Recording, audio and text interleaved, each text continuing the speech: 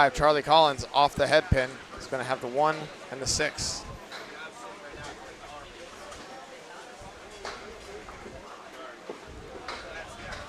And Matt can't convert. He gets a good bid on it. He had the hay bale on the side and can convert. And Charlie Collins smashes the head pin back. Won't go. 6 pin left.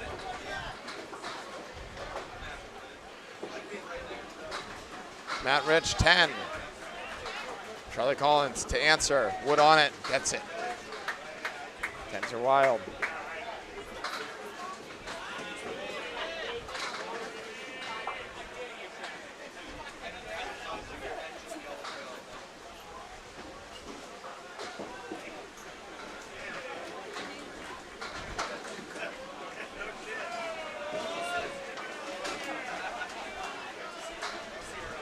Matt Rich back off the head pin that time. Takes a bundle of 4 as we are cruising. Titles are updated. Frank's going to go help out Bob for a little bit, get him all set up, and then we'll be rocking and rolling on both streams here. Charlie Collins has the horseman, his favorite leave. I say that he is not a fan. Matt Rich cannot convert. Charlie Collins does, makes the horseman. Nice spare. Academy Lanes starting early. They are, one might say, one of the favorites to make a run here for a back-to-back championship. They are defending. Matt Rich gets a 10.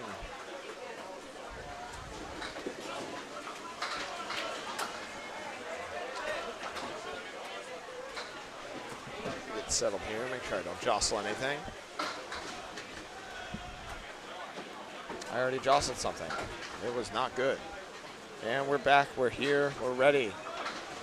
Some guy, Aaron Fontaine, he's won a million things recently. He's looking for a big one here to add to his resume as he's going for a world championship with Academy Lanes with the new addition. Dennis Green, the consummate pro. He's been with Harry's All-Stars for several years. Takes out 2 on the first ball. Fontaine rips the pocket, and look at this. What is that, the 3, 5, 6, 7, 8, 9? That's nuts. Tough split there. Dennis through the hole. Fontaine trying to make a ridiculous shot here. Oh, wow, he makes it. It's going to tilt and fall. What a shot. Aaron Fontaine, are you kidding me? Big mark there to start as Fontaine making the impossible marks happen right there. 10 in the ball already.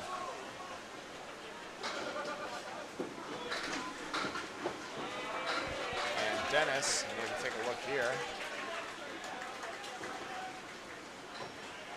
Oh, I was so enamored with that shot, I didn't see what he did. I think it's 5. 5 for now.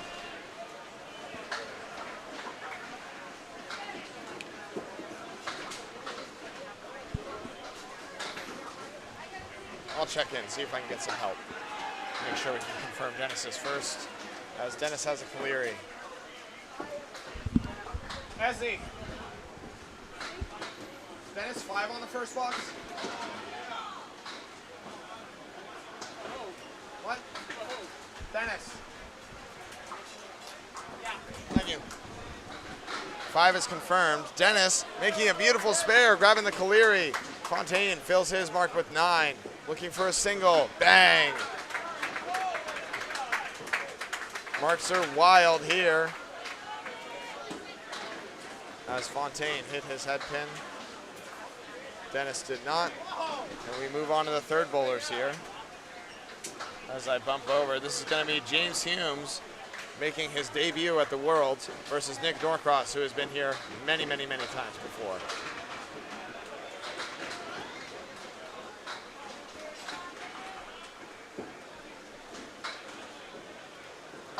Bear with me, I'm a one-man army right now. I'm on a foreign stream, having fun, doing our best, watching my friends bowl. James Humes carves out 4 on the first ball. Norcross drives 6 so far. 2's gonna wiggle, not go down. And James makes a great bid at it.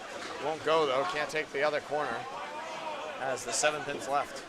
Norcross, 1, 2, 7, 10, smashes it, takes the 1, 2, 7, can't get over to the corner. Corner pin's notoriously tricky. James can't get his for a 9.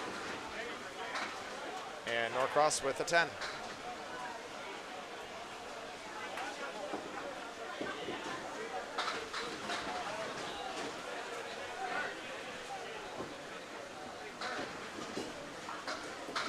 Harry's All-Stars, primarily out of Millis, Massachusetts. One of my home houses, as I have a couple of leagues, so I know all these guys pretty well. Academy Lanes also has a bunch of former Millis guys in various tournaments. I also know and love. These guys are both near and dear to my heart. James Humes, clipped wing eagle for a first ball. Nick Norcross off the head pin, not working ball, taking 8 anyways. He's got the 1-2. Speaking of Millis, I call it the Millis 8. James doink takes the 2 pin. Brutal. Nick Norcross for the spare. No, can't get over to the head pin. Saying, just throw it through the pin, dummy. And James will take a good 8 out of that. 3 object 8 box for James Humes. Still sit down at 17. Norcross for a 10. Bang. Pin perfect. Nick Norcross. Can't get the marks. Can't get the sticks.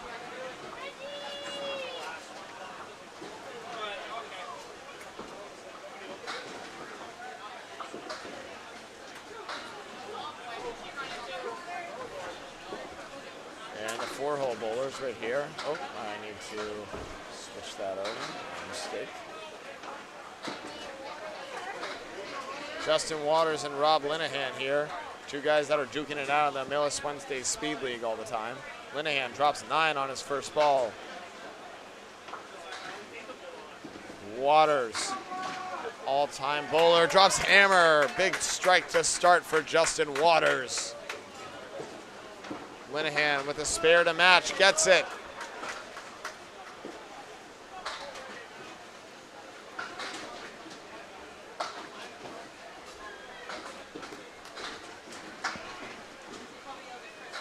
Justin Waters, part of this last year's winning Academy Lanes team, as well as the 2022 winning team.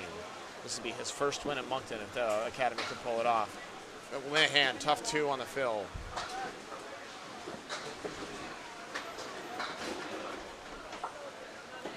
Justin Waters, the pro golfer, formerly of Marlboro Country Club, looking for a double. He's going to drop 8. Tough leave here. It's the 6-7, 6-7. Linehan, good ball on it, 4-6-7. A lot of wood in front of this for Justin Waters. He's going to try and snap something over. Probably going on that cap over there. No, he's going to go low. Try and brush it back. Won't take it. Still a 9 fill on the strike. Justin Waters at 19 through 1. Trying to go 29 through 2. Linehan gets 1. He'll be at 20 through 2.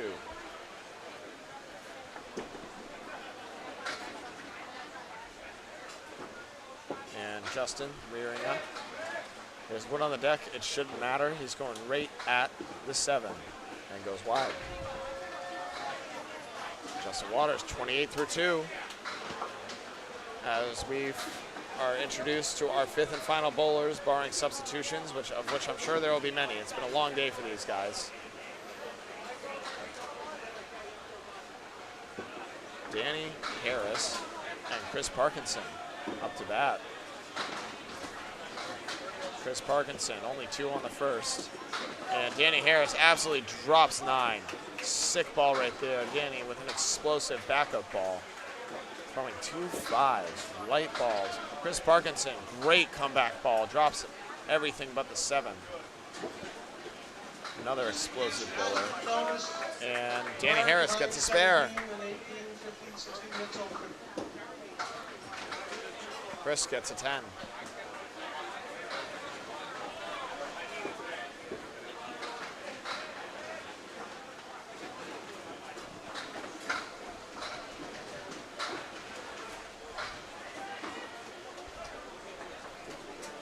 Chris Parkinson trying to find that head pin again.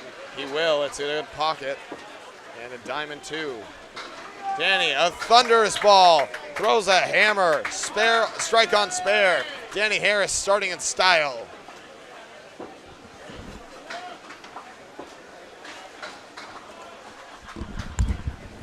Joined Here by Paul Grant. Chris Parkinson can't convert the diamond. How you doing, Paul? Good. A+ accounting just lost 8 points to Canada 5. The Wow. the 5-pin team killing it today. They tested Maria Subs earlier yesterday, and they're a threat to be in the playoffs still. Unbelievable. That's really crazy stuff, Paul. Check out updates on Fairlanes Bowling, Fairlanes One Word Bowling on Facebook for information and standings. We'll get those to you as soon as those post online. Thank you, Paul. If I can get a signal here. Update after 2, Academy Lanes to a very hot start here. 127-92 in favor. A 35-pin lead. 3 marks on the board, 2 spares and a strike. Carries the lone spare by Dennis Green. We go back to the top of the order with Charlie Collins and Matt Rich.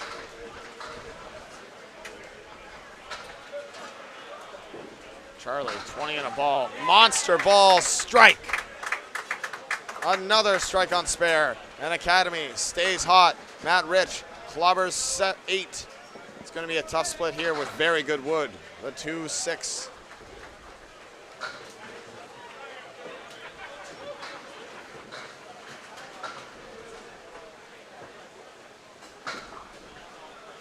Matt, oh, that gets away. Not what he wanted.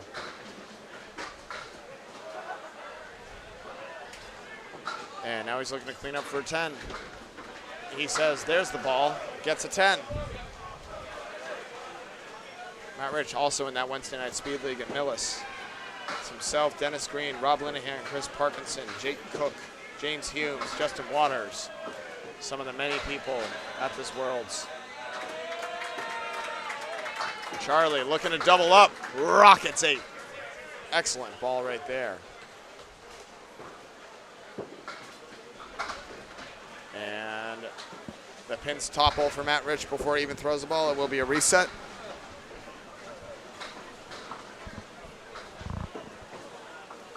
Charlie Collins looking at the 6-10 to go 3 in a row here after Matt Rich throws his ball. Matt on the head pin, slobbers it, but is only going to get 6. Charlie, no, won't take it. Parallel pins now for Matt Rich. 5-6, 9-10.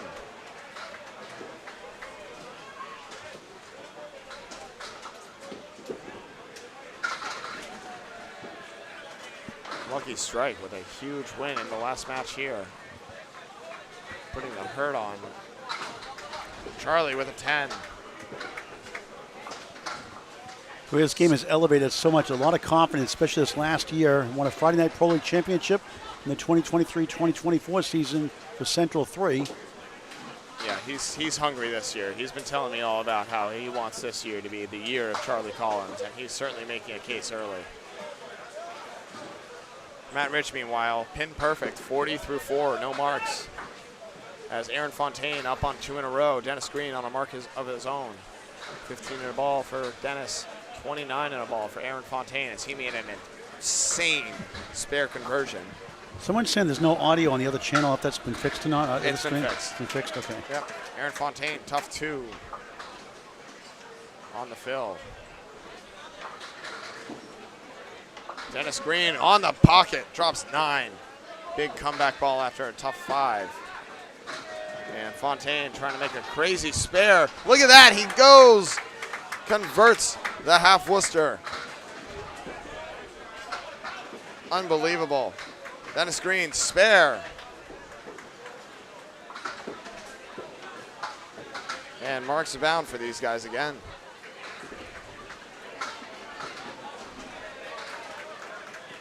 .41 in the ball now for Aaron Fontaine after fills of 9 and 2. Looking for a bigger fill here. Dennis Green on 34 in the ball. Fontaine, it's a decent pocket, a hair heavy. It's going to be a 7.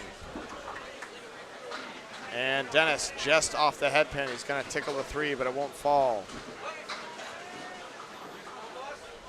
Fill it with 4. 38 through 3. Fontaine trying to make the cut, goes through the middle, just misses. Tell you, when he misses, it's not by much. Dennis Green wipes out 4 more.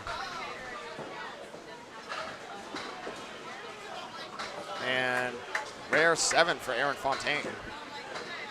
Dennis gets a 9. That's a gainer right there. 47 for Dennis Green through 4. 55 for Aaron Fontaine.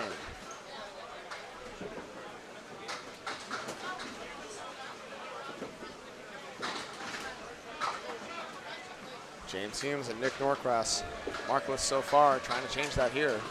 Early 47-pin lead for Academy Lanes. Heavily favored here in this match. Harry's got some pretty good bowlers too, but Academy Lane's just heavily stacked, top to bottom. Academy Lanes, they're built like a tank. They're defending champions, and then they added Aaron Fontaine. What do you mean? They could be a franchise like McLaughlin Trunkin. There's a good chance of that. Norcross, big spare right there. Beautiful shot to get on the board. James Humes, can he answer? No, the wood doinks it away, and he only takes the head pin. No luck there.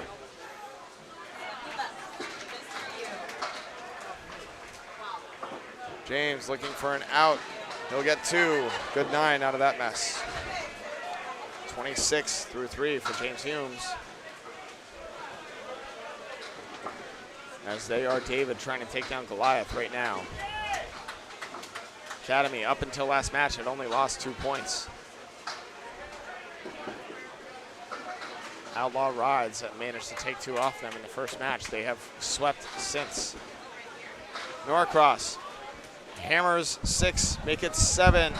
It'll stay 7. 7 on the fill, gives him 37. James, just off the head pin, takes 7 of his own.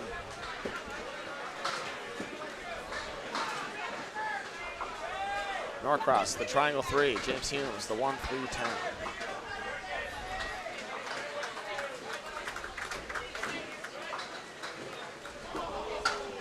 Norcross goes wide. James just leaves it out and a little behind right there. Head pin left standing for James Humes. Norcross looking at a 2 pin.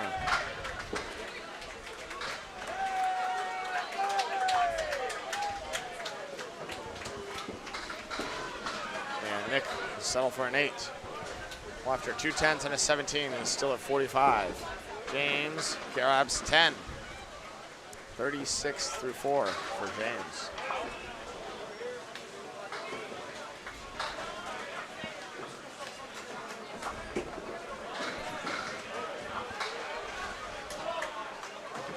We move on to Justin Waters and Rob Linehan. Justin Waters threw a hammer in the first and a 9 box for 28 through 2. Linehan 20 through 2 after a spare 2, 8. Waters. What a surprise, Justin Waters hit the pocket. He always freaking does. And an 8 drop. Linehan leaves it going for 3 on the first ball. Justin Waters with the 2-pinner. There's wood, it shouldn't play a factor. And he gets it, Justin Waters, a clinical spare. Linehan, wow, what an answer. The 6-pack plus the 10 goes. 6-pack plus the 7, I should say. Excellent shot, Rob Linehan to answer. Tomorrow morning, it's Avon Valley Lanes, Able Evolve Realty, our first match tomorrow. Then based on the standings tonight, we'll flex our schedule possibly for lanes 11 and 12 or 15 and 16. We'll let you know as soon as we know. Yep, no matter what, we're going to get you some good matches. We already did the homework. Now it's just about making sure that things fall in the right place. Justin Waters, 6 on the fill. Linehan, 5. A couple of splits for these guys.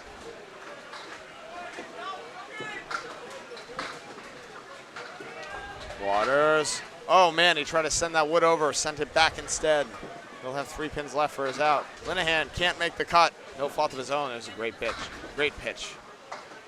Pardon my language. Slip of the tongue. I've done that, been there, done that. We all have and we all will. It's called being human. Waters, a rare 8. You are not a robot. And Linehan collects 10. That's a gainer for Rob Linehan. 45 through 4. Justin Waters at 52. Academy still firmly in control. They're just cruising here in the first. Speaking of cruising, Danny Harris is part of the reason why. He went spare strike, and it very easily could have been a double strike. The same ball both times. One of them just happened to take the 10.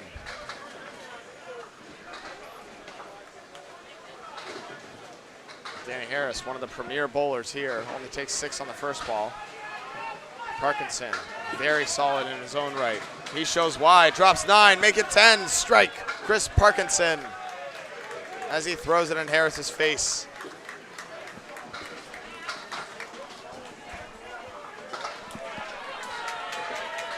And Harris can't convert. That's going to be a 7 on the fill.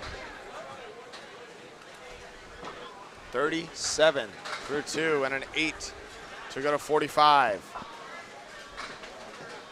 Only 1 mark on the board for Harry's All-Stars. None for Academy. 57 pins already for Academy Lanes. As they are blitzing early. Danny Harris trying to add. Goes Brooklyn side on the head pin with his left to right ball. Chris Parkinson for a double strike. Follows me everywhere I go. Chris Parkinson adds to the fire. 2 10s, 2 strikes. 50-plus bonus balls. Danny Harris can't convert. And all of a sudden, some life for Harry's All-Stars. As Harris is set up for his 10. 5-pin with just the meatiest plank in front of it. Sends it home. Danny doing Danny things.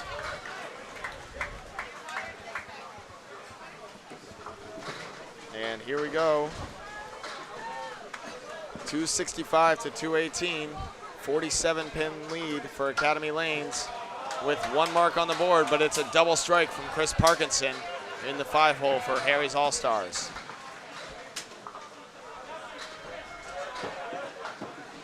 Let's get those upstated standings. I don't know if Nico has them. He sent them to me. I can't see. Not yet. I think in about 2 boxes or so we'll be able to get him after the 5th and 6th is completed. Yeah, I think. Yeah, that match just ended a few minutes ago. Yep, takes a little while, and that's okay. We're patient here.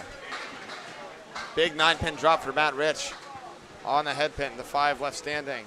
Charlie Collins, a tough setback. Matt Rich, the wood should be good, and it is. Drives it home for a spare.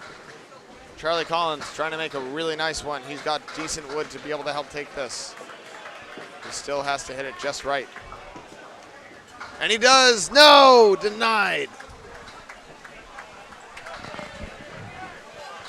Charlie Collins can't carry the 7.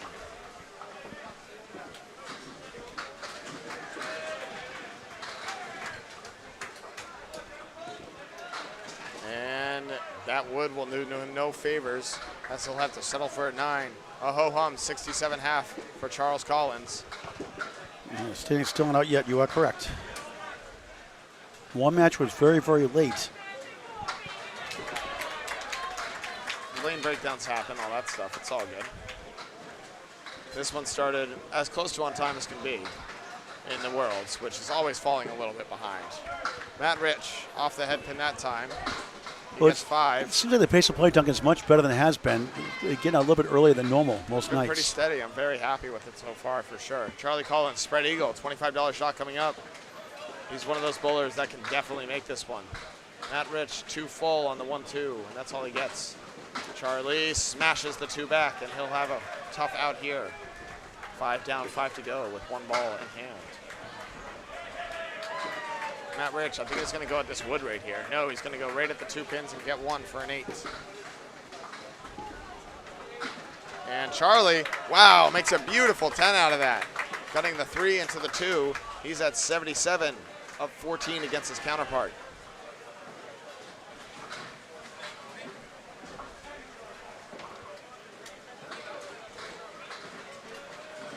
Fontaine, a rare 7 in the 4th. You know he's going to come back firing here. Dennis Green at 47 through 4. He had 2 marks as well.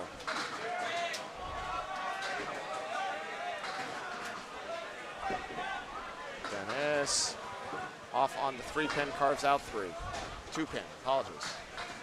Lefts and rights are getting harder and harder as the day goes on. And flipped wing eagle for Aaron Fontaine.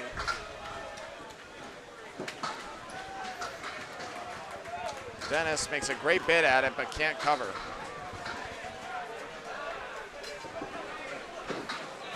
And Fontaine gives a good bid as well, only charged 3. Dennis, the 4-pin left. Won't go.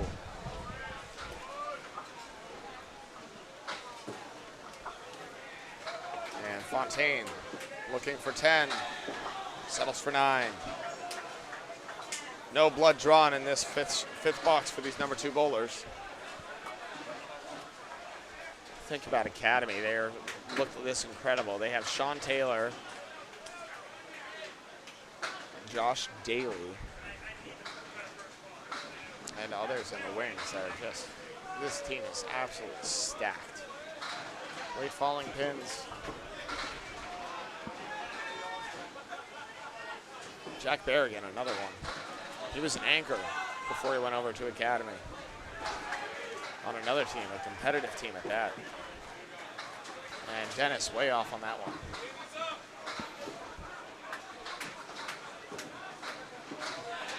Aaron off as well. Dennis looking at a bucket of 8. Puts a good bid on it. Needs to throw that first though. He's gonna still get everything but the 3 and the 7. Fontaine, the kick is up and he smashes the head pin back. 2 full, no luck. 43, the current lead for Academy. Dennis with an 8. And Fontaine looking for a bunch. He'll get 2 more for an 8 as well. 17 for those guys on that trip.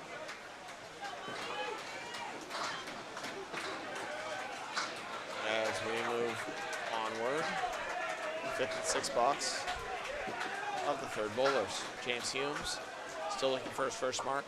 Nick Norcross at 45 through 4. Only 1 head pin so far for Nick Norcross. James finds the head pin here. It's going to be a tough split, getting tougher. The 5, 6, 7, 9, 10.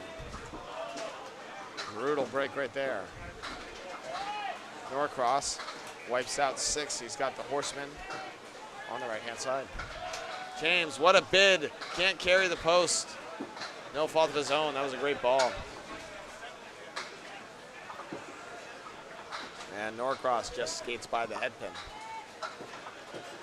Humes will go and get a 9 out of that. Very, very tough break. Good to steal 9. Norcross looking at the head pin, and he will smash it for a 10. 45 half for James Humes, 55 for Nick Norcross.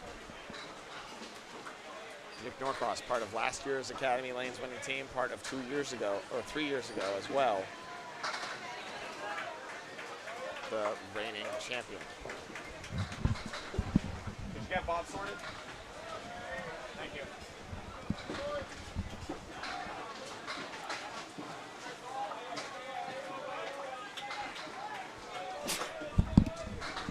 James Humes, thank you. James Humes with a tough split here. Triangle 6 plus the 7, 6, 7. And he will not convert. Norcross with a 2-pinner. Slowly developed into a 2-pinner, I should say. And won't take it. The wood somehow, some way was no good. Crazy. And James denied by the wood. He'll only take 7. Norcross gearing up. Looking for a 10. Won't get it. Norcross a deadly pinner in his own right.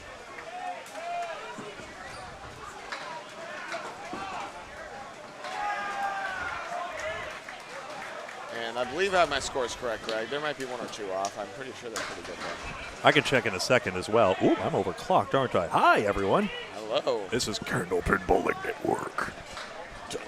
Duncan MacDougall. Greg Gouillart. And Paul Grant and Bobley as well. They can do their own Foley work. It's been a long day now. Match 6 of 11, isn't it? Man, we've still got 2 more days to go, and then the playoffs as well. Yep. By the way, I came back in. Chris Parkinson threw a double. Amazing how they follow me, right? Oh, isn't it nice? Although I guess these guys are just throwing doubles every which way. We streamers take all the credit. Of course. Rob Linehan drops 7 on the first ball. But a good match we've got here. Yeah, Academy out early, but chipping away. Harry's All-Stars now hanging around. And that won't help. Justin Waters with a 3-1 split. 5 for 5 on the head pin. No surprise. Eat box, definitely a surprise. And Linehan can't connect. Only takes out the 10. Justin, the 2-4-7 plus the 6.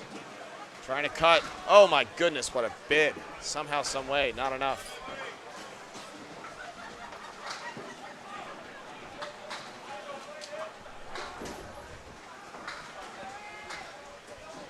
And Linehan's going to settle for a 9. Justin collects 10. I remember there was a mixed internationals previously. That was the year that Team Holbrook Coca-Cola won it. Josh Daly was on that team as well. But I remember Rob Linehan's team, I might have been a previous version of Underrated and Overlooked as well, that had gave them a real ride in those one-string showdowns there. Yes, they did. I actually recall that match as well. It was a great one. But eventually Holbrook Coca-Cola ran the table and went undefeated in the one-string round robin, 23-0. Whoa. Nico, lane 15. That was incredible. The pin tilted over, went down, and stood back up for Jeff Surratt. That 10 pin is not, or that 7 pin is not the 7. Oh, Justin Waters threw a hammer. Yeah, that's cool, too. I was going to say, it's all right. I was going to no-sell it, too. Let's be real. Yeah, normal things. But more importantly, Jeff Surratt, that 7 pin is not actually a 7 pin. We need a highlight reel of that. That's crazy. Yeah, that's a 10 or a mark. So which lane was that again? Lane 15. Boy, his dancing. Got Jimbo's attention, that's for sure. Crazy, crazy stuff. All right, we're back with the number 5 bowlers here. Chris Parkinson on a double strike. And, hey, there they are. Ooh, only 2 on the first. Not the ball he was looking for there. And Danny drops 7 off the head pin. And Chris Parkinson gets 7 more. So a 22 and a 17 box gives him 59 through 4.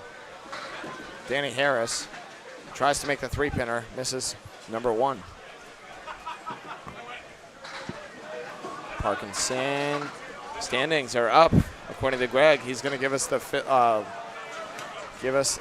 dirty as soon as Danny Harris is probably going to make this 10, knowing Danny Harris. No, goes wide. Interesting. All right, what do you got, Greg? Ooh, suspense, an even box. Drywall Concepts ahead in the left division by one match point over Fenway Academy. Drywall Concepts out of Maine. I had a feeling they might make some noise here, and currently they are. 1 point between them and Fenway Academy. 1 point between them and Kingswood Bulletproof, the 3-time champions under the Kingswood name. A-plus accounting, 24 points. That's playoff position. They're spoiled. They want first place. Maria Subs, 22 points, a bit on the decline at the moment right now. They were higher up, but 22 and 18, not bad at all. Sean, I'm glad you saw that. That was weird. That's the Surratt shot again. That's Sean Pine's watch back. Oh, it was Surratt, yeah. Yep. He has the best facial reactions to what in the world did I just do? Yep. Both bowlers open here as they close out the 5th and 6th. What do you got, Greg? Birchall Siding, Team USA, and Canada 5. All 3 of those are in a log jam on 2020. Birchall, Team USA, Canada 5 taking the 50-50. Stars and Strikes underwater at 16-24. Wreck and Rolls 2.64 there with them on the 1.624 record. Grafham Flooring 11 and Massachusetts in the basement. Academy Lanes up 40, 360 to 320 with 20 boxes to play in this first of 3.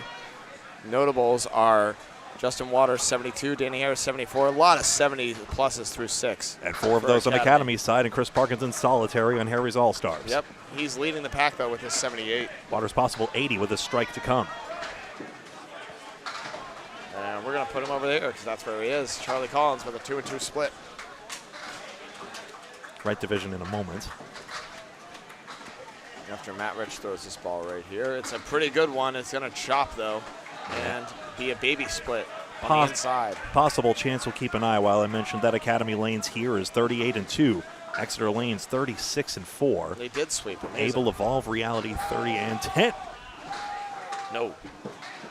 That ball's going to go left of center there. So 38, 36, and 30 are the match points for Academy, Exeter's, and Able Evolve Realty. Outlaw Rides 24 and 16, still on the right side. And Avon Valley Lanes 20 points for them. Bayers Road 19, Spikes Chimney 18. Then New England Flooring and CPL and Brian Hatchetman 14, 8 through 10. And Harry's All-Stars and Oakland Park struggling behind them. So on paper, this looks to be a lopsided matchup. It's going to chalk in string number 1, but, you know, 2 match points can get taken away at any moment. All of these guys deserve to be here. We did see Oakland Park take 4 off of Avon Valley Lanes earlier, too, today. So After that double strike avalanche that put the first string and total immediately out of reach. yeah, that was pretty cool. But the second and third strings go back to 0, and it became a whole new ball game at that point. Matt Rich with an eagle. He's got a $25 shot here, Canopin Bowling Network, if he converts the pure spread eagle. $25 into his pocket. Charlie Collins trying to backdoor this 3 and 2. Will only get the 3, missed the 2. And Matt Rich, that's going to be wide. Shouldn't let that go quite right. I bowl with Matt Rich a lot. I know his delivery. That was not the right one. Trying to find it here in this 8th box. Charlie trying to 10 out, and he'll take 9.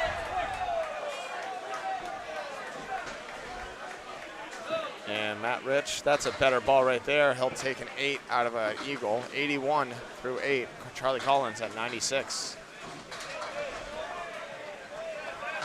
Any notable 400s and stuff like that you saw, Greg? Nick Leach in the middle, match number 5 went over 400 in that Hey, win. you saw that, didn't you? Yeah. Yeah, that was a good one. See, the only one that you saw on the paper. Let me have another. Yeah, how about standings? That'd be nice. Aaron Fontaine and Dennis Green, neither bowler on a mark here. And before Aaron Fontaine probably throws a spare, we'll see if Greg can get a word in. David Duguay 388 and 388. Duguay and McClellan for Wreck and Roll 2.64. Yeah, Greg's got it right now. We're talking through it. Mark Weber, Jeff LaPierre, and Kai Hunt all north of 370. That's pretty good. Oh, Fontaine makes a great bid, just misses number 3. Cole Fry 398. Remember, he was over 400 in the finals with Fenway Academy. Yeah, he's going to be there no matter what. He's a monster. Dennis Green almost converts, has 2 pins left. Fontaine takes 2, maybe 3. It'll be a 9. Matt Schultz, a narrow miss, 394. Craig Holbrook, when will he be bad, 378. Tim Douglas, 371. You know Father Time's undefeated, but Craig Holbrook and Phil Clough are both making their cases. John Sears, 367, and Corey Alisi, 360. He had a 400 in a Friday night match. Excellent. Very excellent. Fontaine spread eagle here, and a devastating ball. That's back-to-back eagles for Aaron Fontaine. He's trying to make one. He made one at Easter once. We got that one in film, or we were paying cash for it. Great head pin on Dennis Green. He's got the 5 and the 9. Wouldn't have been on the quote-unquote featured lanes anyway, but anyway. Did just about the same thing as he did on the last eagle. Just got by the 3-pin. And trying to get a 9 out of it. Glenn Pinson, 382. Steve Latch, 380. John Alosa, 379. Dimitri Dellis, 366. Mike Brown, 385 for Able Evolve. Dennis Green can't convert. Wow, rare 6-box for Aaron Fontaine. You don't see that often. Avon Valley, Brett Adams, 392. And a 10 for Dennis.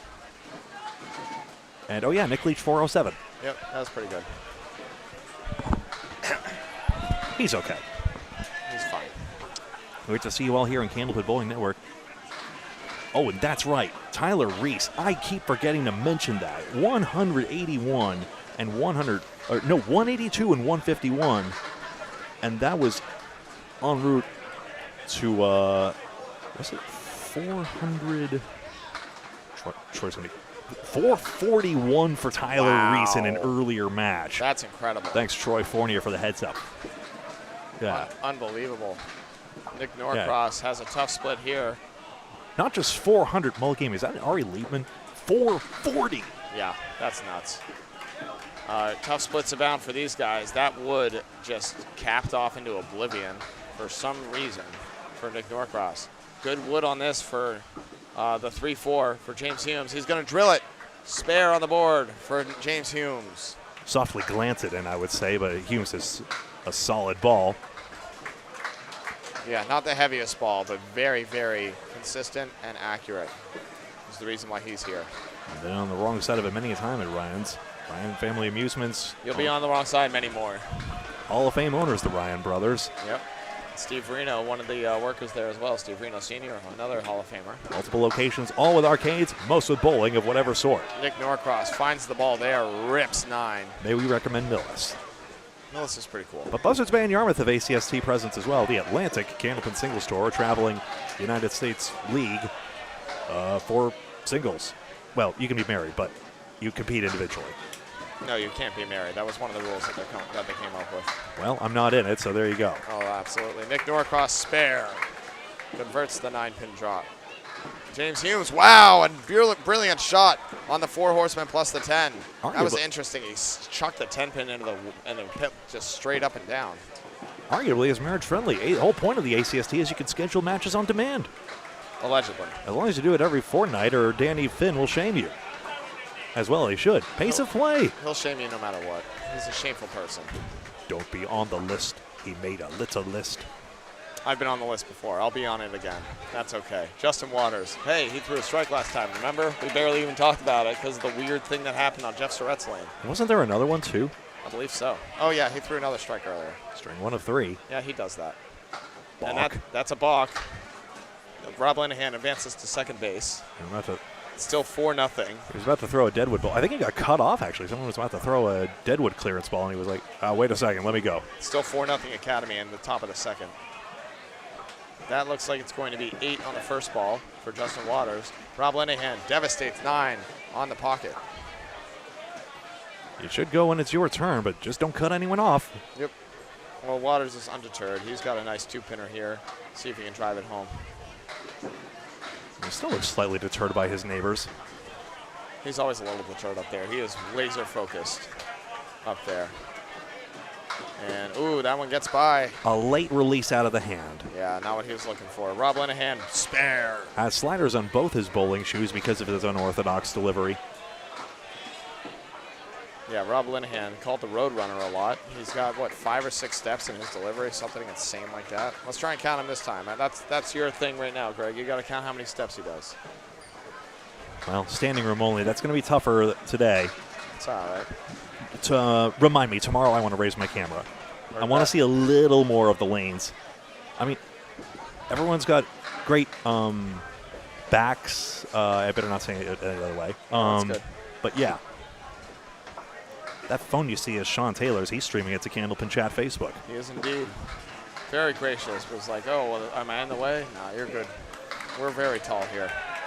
Rob Linehan chops out 5 on the fill. Justin Waters, a 2-7-9-10. Tall people in a tall booth, thanks to the Woods and thanks to Fairlanes Bowling in Moncton, New Brunswick for your accommodations. 5 on the fill brings Rob Linehan to 78-7. You do very well by the bowlers and by us. Justin Waters trying to make a crazy shot here. Let's see it. No, the Wood will take out the 3 and the 10. 1, 2, 3, 4, 5, 6 for Rob Linehan, I believe. They're so fast, it's hard to say, but he will not convert the spare. That I can say. Waters doing a good time management technique. Break it up into manageable tasks and take care of them one at a time. 9 for Waters and a 9 for Linehan to match.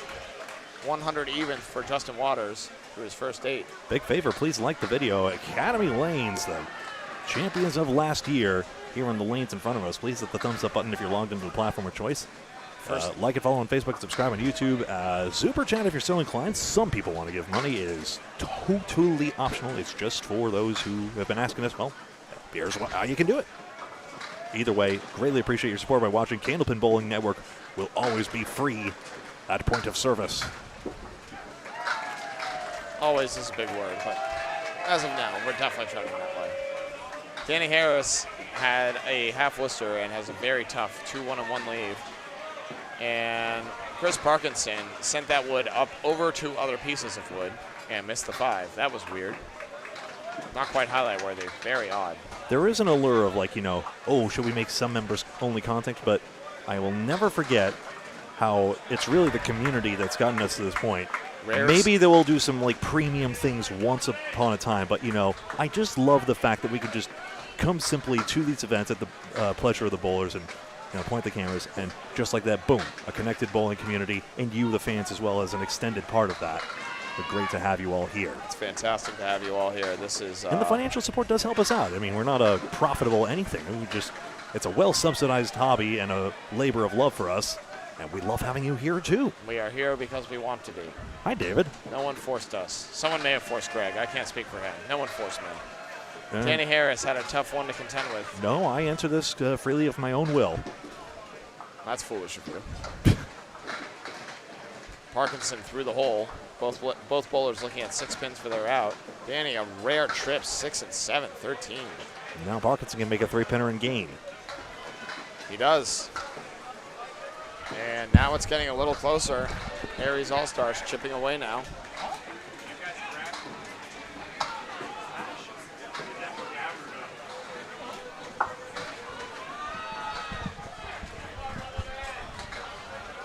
And here are the totals here. 453 to 426. Academy Lanes still in control, only up 27 now. They were up as much as 50 earlier. 1 mark apiece, both in the 3-hole, Nick Norcross and James Humes, as we enter the home stretch here. Big 9-pin drop for Matt Rich as he's trying to keep his team going. David trying to defeat Goliath. As Matt Rich has a plank in front of his 5. Charlie Collins just skates by. He'll take 6, maybe 7. No, the Horseman will stay. Offset 7 makes things a little more interesting. Matt Rich, bang, and big spare to cut into the lead. And things are getting a little weird, Greg. Charlie Collins now stabilizing force. Another Horseman conversion. It's important. 27 pins still could be 4 marks worth, maybe 3 if Rich, who was a formidable force during singles on Monday, starts chaining a couple 20s here, but he went over 660. He was one of the top 5 qualifiers, I believe. Harry's is running out of racetrack, but they are going the right direction here. Yep, 2 marks on the board apiece, 2 of them right here. Matt Rich and Charlie Collins filling here in the 10th to close the 9th. Greg confirming scores right now for us, as now it's getting tight. Very well might mean something. Matt Rich, tough break here off the head pin. He's only going to take 4 on the fill. And Charlie Collins can gain again. You're a better scorekeeper than me. Confirmed. Yeah. Charlie, what a monster ball. It's a hammer. Big time shot, Charlie Collins. I said Harry's needed the 20 bucks. It's not you. The year of Charles continues as he's all of a sudden at 126 in a ball. Matt Rich cannot convert. He's got 4 pins left on the deck as he's already at 101 trying to get higher here. And it's only going to be 1 more. 102 finish for Matt Rich. Not quite up to his caliber, I know. Exeter Lucky Strike, 1837. Exeter Lucky Strike, the high game, last one at 1837. That's the one that you guys had, correct? Mm-hmm. That was so good. Yeah, blew the doors off of New England flooring. Here's Charlie Collins now at 126 in a ball. He's looking for a double, rips 5, but it was a hair light, I guess. It's so fast, it's hard to see. I'm not sure where the doors are there concerned. New England flooring and backsplashes. Ask Conchi. Oh, apologies. Forgot about the backsplashes. How could I forget about the backsplashes? Charlie, only 1 pin on the extra ball. 6 fill gives him 132. Great finish from Charles Collins as he goes 20-16 on the end. They'll need a little more for 600 here, but a few marks could accomplish that. 600 under Academy's average right now. They are bowling like crazy so far. Aaron Fontaine having a tough go of it. He had 3 in a row to start, and then has been open ever since. Not even 10ing, 7, 9, 8, 9, 6. Very uncharacteristic. Dennis Green carves 5 out on the head pin. And again, Matt Rich, 6.61 for 5. 6.61, a 132 average in singles Monday. World Singles trophy taken by Troy Fournier. Yeah, it was a pretty good match, I guess. Troy opened with an absolute bomb. Whoa, Dennis Green, big spare. He did well. Mike Brown showed us a dandy with a 3-2 split. He deserved to be there. He did indeed. Troy Fournier, a deserving trophy hoister and trophy sipper outer of. Fontaine, a decent leave here. The 1-6-10 with really good wood on the 1-6. That wood in front is going to have to be collected before he throws the ball. And Matt Rich, being a gentleman, going and grabbing it. I would say to check if it's out, but that one's out by a mile. Yeah, he doesn't even need to go slide under the awning in order to go get it. That's the whole point. You don't want to crawl too much under the masking unit and get clocked by that thing, especially the Model E pin setters in places like Ryan's Millis, for example, where it just go. They can get vicious, man. Yeah. Take your arm off if you're not careful. Academy Fontaine, another big answer from Aaron Fontaine. Not at Academy, not at any of their 44 lanes in Haverhill. Far from the biggest spare he'll make or has made, but a really nice one nonetheless to keep Academy out ahead of Harry's All-Stars here. All of a sudden, it's back up to 42 after Charlie erupted in the 9th and 10th. Dennis, can he answer? It's a good head pin hit. It's 9. Big fill there for Dennis Green. Fontaine, can he match? Or do even do better? No, it's another eagle, this one with a talon. And a tough 3 fill. Fontaine trying to get himself to 110 with a 10, unless he makes a miracle spare. It makes it important to pin to make sure Academy still should hold a sizable lead that is defendable. Dennis Green, another. Spares abound for Dennis Green. He's at 113 and a ball. Trying to get to 20. Fontaine, no, plucks out the 2. Very unfortunate. That's twice now on the object pin, and now he has to avoid conceding a second marking effect. Unbelievable. You don't want total to be close. Then that's anxiety going into strings 2 and 3. Even Academy can feel it. They are human. Fontaine with a 3-object 6-box. 106, very tough string by Fontaine standards. You see all the red bricks and splits, 6 of them in all. Very, very challenging. Oh, hold it there. Green's filling. Green's going to fill this in the 10th box. You're right. He gets 9. We'll go back here real quick. Apologies. Show you that. Dennis Green with a 9 fail brings him up to a 122. 3 of those, huh? 4 marks, 3 19 boxes, and it's a 23 pin lead for Academy Lanes. 1 mark on the board apiece. Both of them up here. James Humes and Nick Norcross. It now becomes surmountable, including if Humes can also gain on his mark. And that's a huge ball, a strike. James Humes, strike on spare, 3 in a row. Outstanding. And look. Norcross, wow, are you joking? What a swing. And again, lane 13 proving unlucky for some. Oh, is that what you've seen? Lane 13 being more challenging? Just the Triskaidekaphobics out there understand what I mean. They do indeed. Oh, I understand. Nick Norcross can't convert. He's trying to get a 10. James Humes trying to bring his team back. All of a sudden, it's very attainable. Triskaidekaphobia, fear of the number 13. 5 boxes to go after Nick Norcross tries to get a 10 here. He collects. That is different there. He at least avoids giving anything away on the mark. All of a sudden, it's down to the teens. Nick, with James Humes, the lone mark on the board, filling a strike. If he throws a double, all of a sudden, they're doing it again. Harry's All-Stars might make a run here. They're doing it again. The Ryan-based team is giving Daly's dudes a run for it. Another good ball. Oh, spread eagle. Tough time for that. James Humes, no luck. Norcross carves out 4. Maybe 5. No, it'll stay 4. Wiggling pins won't go. James trying to get everything he can. Just gets by. Still going to spill 8 on the fill. Huge fill on the spread eagle for James Humes. Single-digit lead now for Academy Lanes. Only up 9. No marks on the board. Norcross can't convert. James looking for a 9 or a crazy 10. It's going to be 9. 114 finish for James Humes after a tough first 6. He goes spare 5, spare, strike 8. And Norcross matches him on a 9. Single-digit lead for Academy Lanes as they've only lost 1 string thus far. Harry's All-Stars trying to pull off the comeback here. 6 boxes to go. 4 boxes to go even. Where am I? What's happening? We're bowling, right? These guys are pretty good. It's Justin Waters and Rob Linehan. 100 to 87 thus far, but no one pays attention to that as it is a 9-pin match. Rob Linehan hits the head pin, topples 9, wiggling 7 pin, won't go.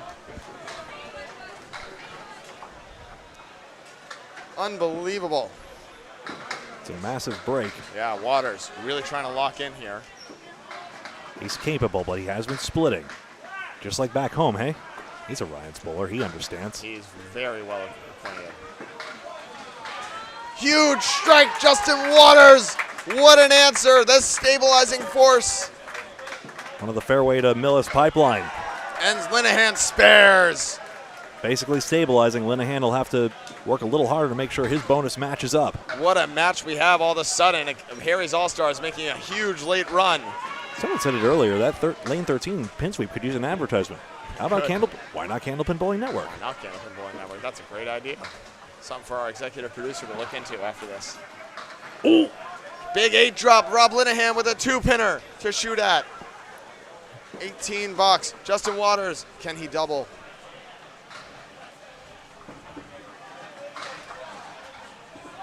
The kick is up. No, it's an eagle. Linehan has a huge opportunity here as Waters is still feeling the strike. And but look at the double wood. Goes. Linehan drives it right back. Huge spare. Justin Waters will have to make a miracle shot to match. Justin sends it over, won't carry, only a 7 fill. Linehan already gained 1. He's gonna gain at least the fill more. Waters, every pin worth its weight right now in gold. Linehan is about to fill for the lead no matter what. This is crazy. Waters, 8, 125, Justin Waters, but Linehan at 115 in the ball, only down 6 in the match.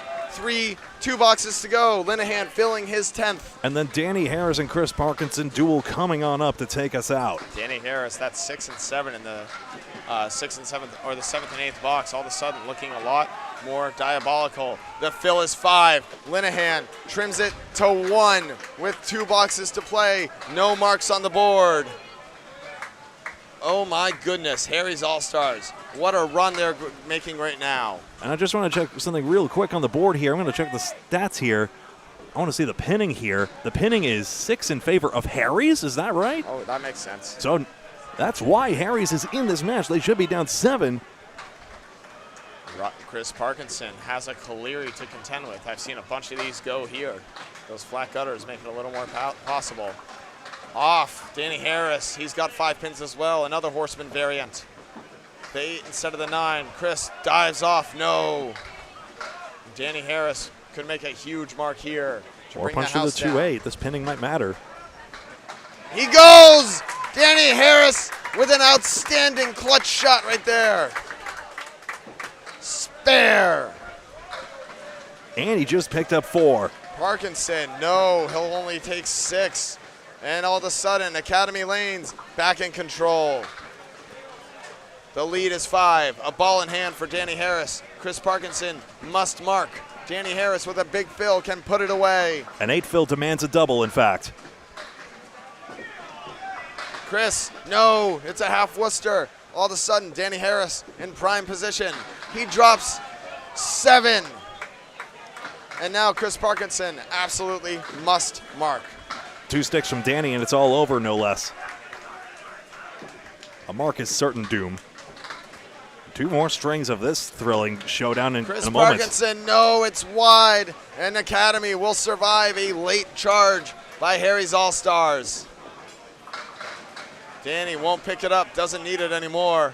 Total still in jeopardy as Chris Parkinson will pin out for a 7. 110 finish for Chris Parkinson. And most importantly, Academy Lanes taking the first 2 points no matter what Danny does here. What a great first string. I'm so glad I got to be a part of this, Greg. I'm going to have to leave you and go help out Paul the rest of the, or Bob the rest of the way. No worries. Let me just see here. 581 to 568. 568. Didn't Harris get a 10 box on that? Am I nuts? Harris got a 10. So it should be 583. They end up with 568. 568 to 587 as it happens. He had a 114.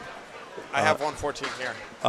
And then 117, 97, going backwards, 117, 97, 94, and 116. Oh, sorry, that's on 9. Sorry. I have Waters at a 125, Norcross at 106, Fontaine at 106, and Charlie at 132. Yeah, 114, 125, 106, 106, 132. That's what I have. Their math is okay. wrong. My math is right. Ha ha. Duncan does it again. 113. Yeah, that is weird. They'll figure it out. I'm not too worried. Greg, Yeah, I'm going to leave 106. you. I'm going to leave you now. I got to go save Bob, all right? Oh, yeah, their units digit addition is wrong. Yep. Enjoy the rest of the way, sir. Always great commentating with you. I'll send Paul over to join you for the rest of the way. Thank you. Good job. Are you good? Yeah, thank you very much, Duncan. All right, I'll go solo. Paul will probably join you the rest of the way. Hi, everyone. Good to see you, chat. Lori Canny, nice to see you. ACSC Bowler, Charlie and Hunter's mom, yeah? Nice to have you along. 2 points for Academy Lanes. Let's expand the scoreboard and get it going again for string number 2 of 3. Match number 6, the last match of this day, Wednesday, November 5th, 2025, here at Fairlanes Bowling Center, Moncton, New Brunswick.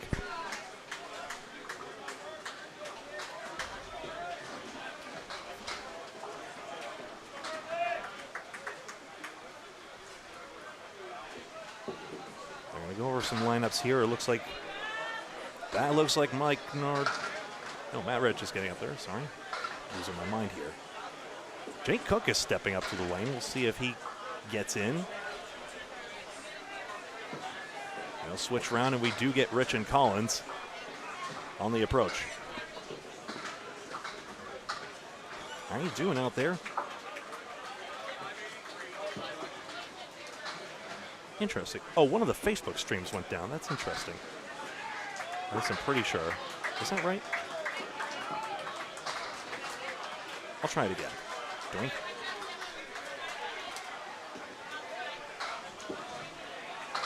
Head pin for Collins to start off the second. 2, 4, and 6. 5. 8 gets over. Doesn't take the 7 for Rich. And our singles juggernaut will have the 5 and 7. Academy Lanes, the champs are here. And Collins nearly showed you that pedigree.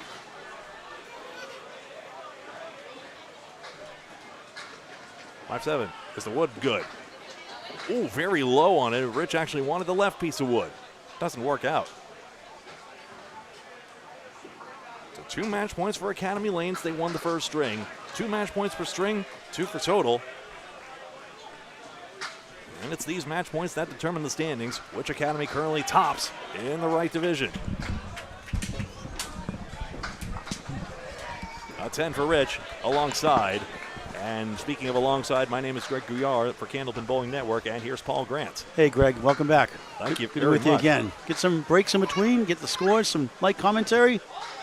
You betcha. Get to talk to some of the bowlers, some of the legends, and get scores. Yeah, hey, this one was supposed to be a blowout on paper, but Harry's All-Stars made it a thrilling finish. In the end, Academy Lanes took it down, but they drove it down to the 9th and 10th, which means everything's still to play for the rest of the way.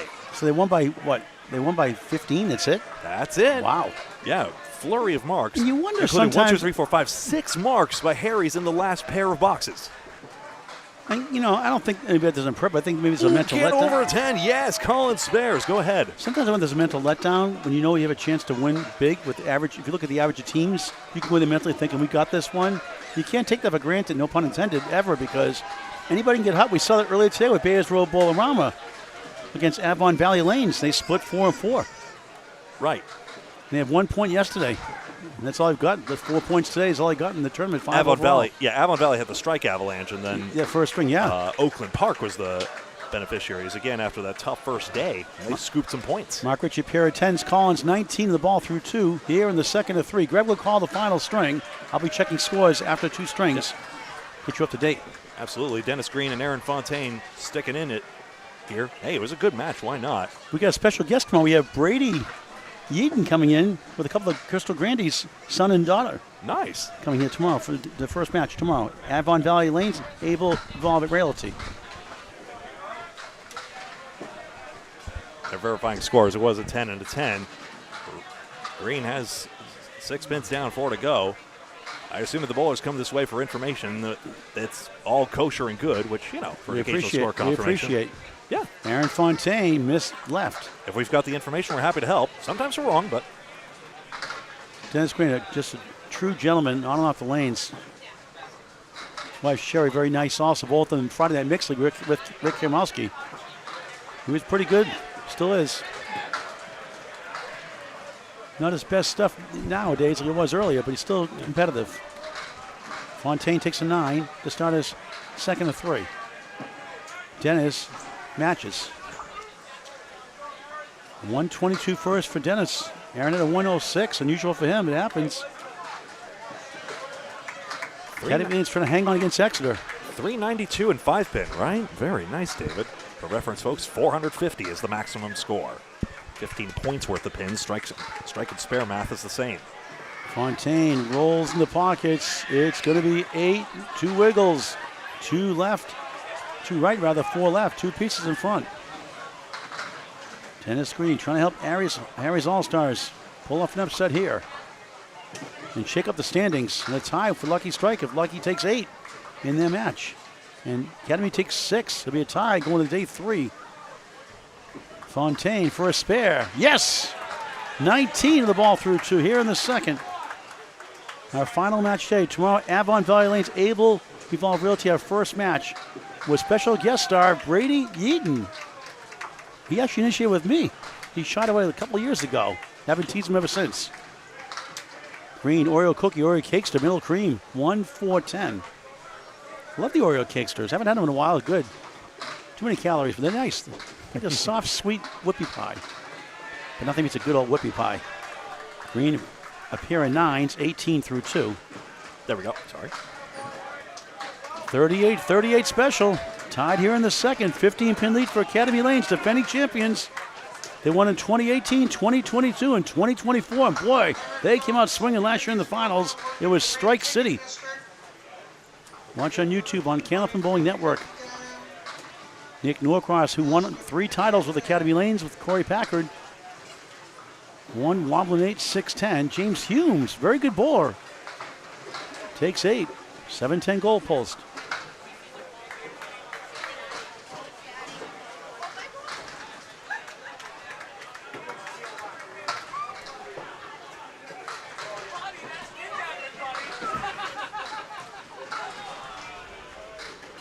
See if I can pull up some averages here real quick. Norcross staring at the 1. You can too by going to Fairlanes Bowling on Facebook, folks. Gets a 10. And James Humes gets a 9. So Academy takes a 1-pin lead in the string, up 16 in the match, early in the second of 3. On Candlepin Bowling Network on YouTube. Free to subscribe in high definition. Like and follow us on Facebook as well. For live notifications, we sign up after each match. Hit the bell icon on YouTube only for live notifications so you don't miss a ball. Norcross with a 116 average as he starts this round. Wobbling check mark. James Humes, the Atlantic Candlepin Singles Tour, on the 3-9.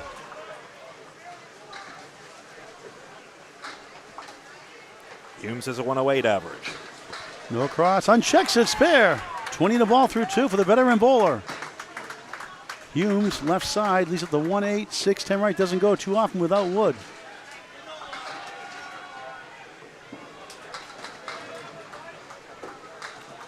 Top average for Academy right now, Corey Packard, 127. 8 for Humes. 17 through 2. They switch sides every 2 boxes. It's Waters World, Justin Waters of Ryan Zamillis. It is noteworthy there are 2 130 average. Nick Leach 135, Joey Lister 132. Jim Boayot dropped to 129. Watch his clockwork rhythm swing. Fun to watch. Fundamentally sound a deadly pin and accurate in the head pin a lot. Including 9 for 10 last string. Former Atlantic Candlepin Singles Tour Class A champion. He had a 125 in the first. Rob Linehan has some good matches this week. 121st. 9-pin didn't come set on 13. Will re-rack. Linehan with that 120 as part of that comeback effort. Is that the way the standings there, Greg? Ross, are the standing sheets there? Yeah, here's the standings. We got the printout? Okay. Pete's always good for that. I'm glad he does both the digital and the paper copy. Yeah, It gives us both a chance to look at that something. we can update the scores manually as we go along. True. Oh, that's going to matter later on. Absolutely. This is a good match here. As it gets later on, it's going to be even more important. Waters 2-4-7, 6 to right. Wood takes up the 6. Big break, the flat channels. Makes a difference here. Meanwhile, Rob Linehan after Humes, 2-5-8, 7-10 post. Everyone's bowling on the same conditions after all. Rob can crank out a bunch of marks in a hurry. Waters leads up to 7. Left-handed Rob Linehan. What a shot! Oh, he got it! 8 goes last. Right on cue. 10 of the ball to start the second of 3. First mark for Harry's to stem the tide. In the 4th spot. Waters 10. Deadly pinner 10 through 1. And how much of an upset would this be if Harry's All-Stars formerly read by Hall of Famer Steve Reno Sr., no longer the captain, retired last year. What a great guy he is. He's overcome so many obstacles in his life. Just a terrific guy and a great teacher of the game. And also created the logo for Candlepins for Cancer. Thank you very much. Very creative guy. Steve Reno Sr. Works at Ryan's and Millis. This one here, in fact. Yes. And he swell. Waters crossing over, spins 8, 5 in the 10. See that Wood helps. And his wood art skills are unmatched. Linehan 17 through 1 on the spare 7, 1 correction, 3 pin standing, 2-4-7 on lane 13. At least in the bowling community, as far as I know. Everyone loves Steve Reno Sr. You should. Waters trying to bounce it over. 2 full in the 5. Thought he might try to cap that wood, but maybe try to slice it outside. Linehan for 2 in a row. Just missed the object, the 2. And I still have the Snickers wrapper when Steve Reno made me his bowler of the week once at Millis. I did eat the candy bar, though. Maybe that devalued it at auction. Oh, well. Waters 9, 19 through 2. Candles for Cancer, 501c3 charity, a proud sponsor of Candlepin Bowling Tournaments to help raise money for our charity, help families going through cancer treatments. Do your part. Help a family in need in the Candlepin community by going to Candlepins number 4, cancer.com. Candlepins number 4, cancer.com, a 501c3 charity. A staggering $31,500 paid out to date. More than double a record of any year. And over $103,500 overall to date paid out so far. Candlepins number 4, cancer.com via Venmo. If you go to Venmo, you can mail a check. Address on the website, Candlepins number 4, cancer.com, as you see on your screen. Thank you very much. Harris denied by the 4. Chris Park is a dangerous bowler, 4-7, 3 right. With Wood, can he kick it over? He's going right, but he missed the object pin. Very underrated bowler.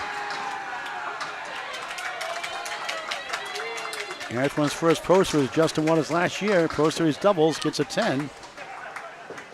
Park will try to get the short 2, and does for a 9.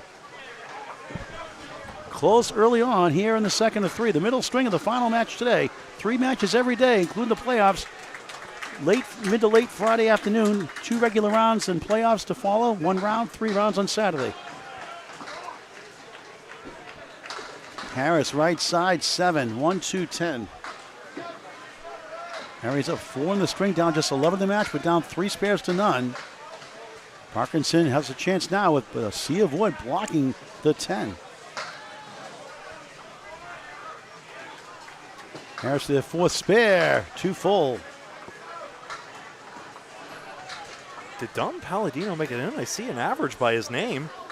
I don't see him. I think he just crossed his name out of the mistake. Okay. Hope you're feeling better, Don Palladino. Very good bowler, great guy. A lot of injuries, a lot of sicknesses. Speedy recovery. The Dominator. Everyone loves the Dominator. Harrison 9 to start the second box. So it's 19 through 2. So in that first exchange there, 3 boxes, 3 marks in the boxes for Academy Lanes and 2 for Harry's All-Stars.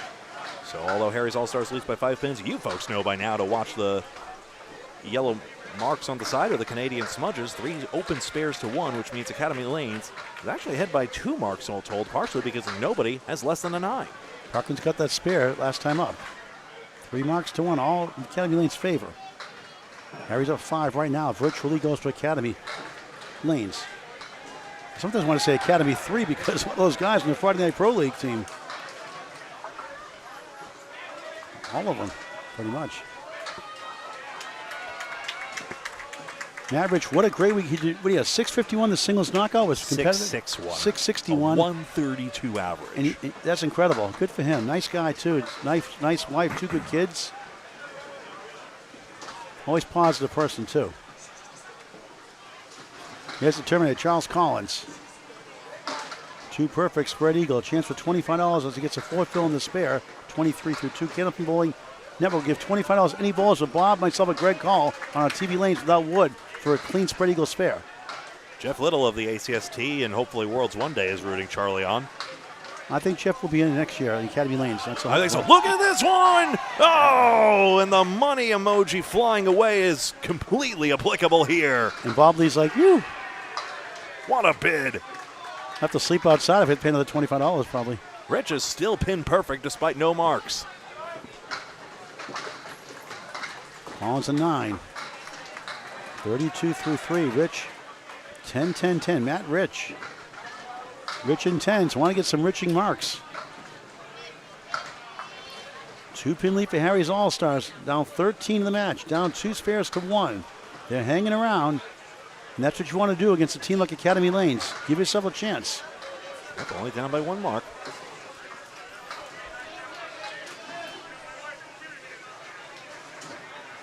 Rich, nice ball off the wall. Oh, tough break. The 4 wiggles, won't go. 6 to the right. He's got wood to try to push over. Collins, look at this one. 7-8, wobbling 9. A plank in front of the 7-8. 2 pieces rolling around to the right.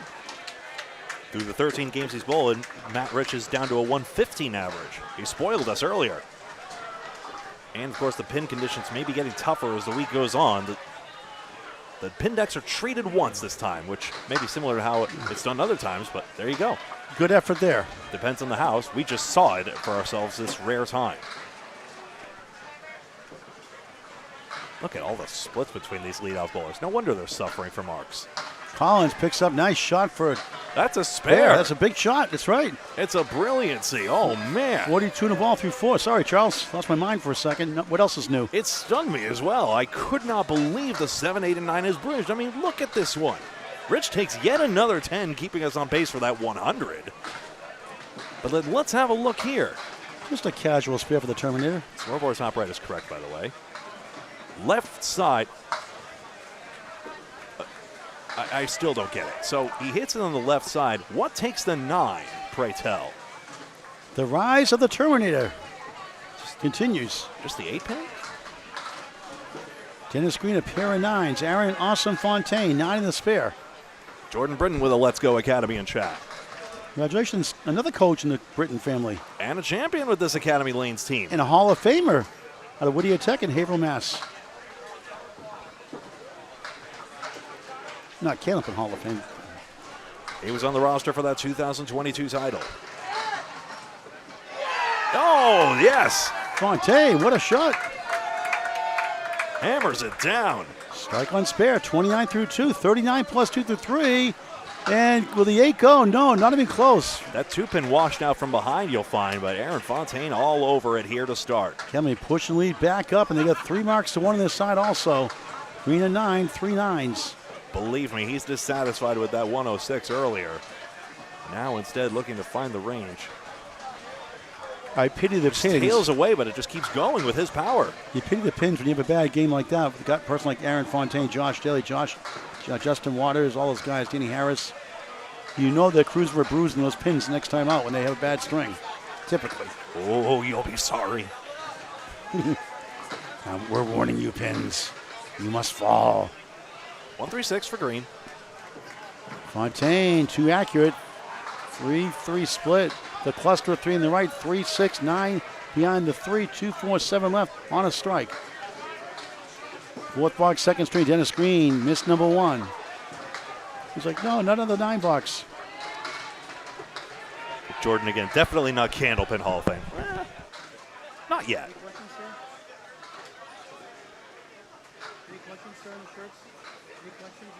Maybe me one day, but boy, I'm way further back. Fontaine, that's a 4 fill on the strike, unfortunately, so now he needs an out. Green has already done most of the work. Takes a 10 this time and busts up the rut. Fontaine collects 6. That's a very good third ball. 4 becomes 9, and it's 52 through 4. That was a disappointment earlier, but he put it out of his mind, and now, for a team where people speculated, oh, yeah, they'll only lose if they beat themselves, it doesn't look like Aaron Fontaine's doing anything out of the ordinary here. But anything can happen on any given day. There are many other ways for many other teams to make a difference. Hume snuck up on me. He's got a hammer. And Nick Norcross gets 3 pins. Man, that's one of the quietest teams and quietest strikes I've ever seen.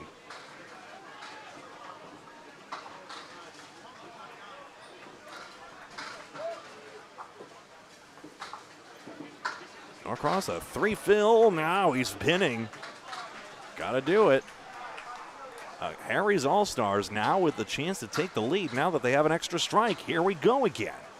Who's it going to be this time? Academy still only lost the 1 match, but now it's game on again.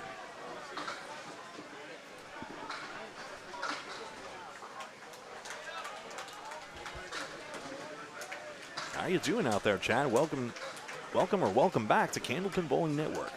Live in both places, Left Division feed available as well on YouTube with executive producer Bob Lee and Duncan MacDougall. And Aiden, the AYB champion as well. Half Worcester, good sticks on the strike here for Humes. He's got 8. 9-10, Norcross. Yes, got it to go. Not sure he was terribly thrilled at the spot. He may have wanted to go right wood, but it's a spare all the same. James defends the pin for 9 and 44. Now I remember what I was going to look up. I was going to look up total pinfall. Who's actually leading that? Is it truly the #1 team? Yes. In the case of round 5 in the left division, Drywall Concepts 9,009 pins through the 5 times 15, 75 matches. 9309 is how many Exeter's Lucky Strike has gotten. Their average is highest in the field. Academy Lanes 9124. Over the course of 45 pins, it's about 4 pins higher for Exeter's Lucky Strike across the entire team. So about 1 pin a string, but now you see the importance of every pin matters, even when it stops being as flashy as it already is in this match. Linehan.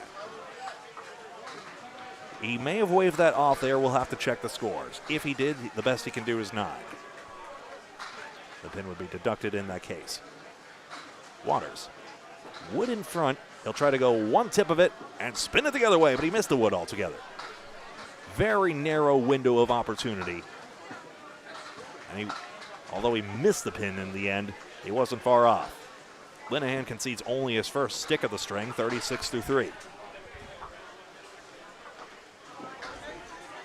H2O as he puts it on the CompuScore, 9-box, 28 through 3.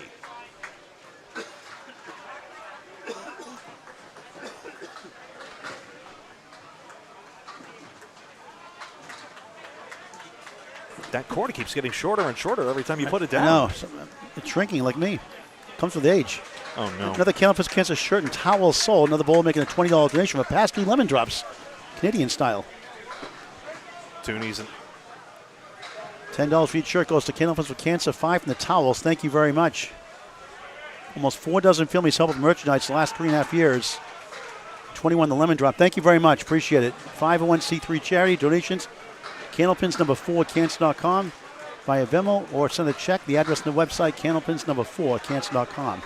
Thank you very, very much. A great thing we're doing to promote Candlepin bowling and help families going through cancer treatments. Candlepins #4 cancer.com. If you can't sleep tonight because you didn't donate, wake up in the sweat and donate.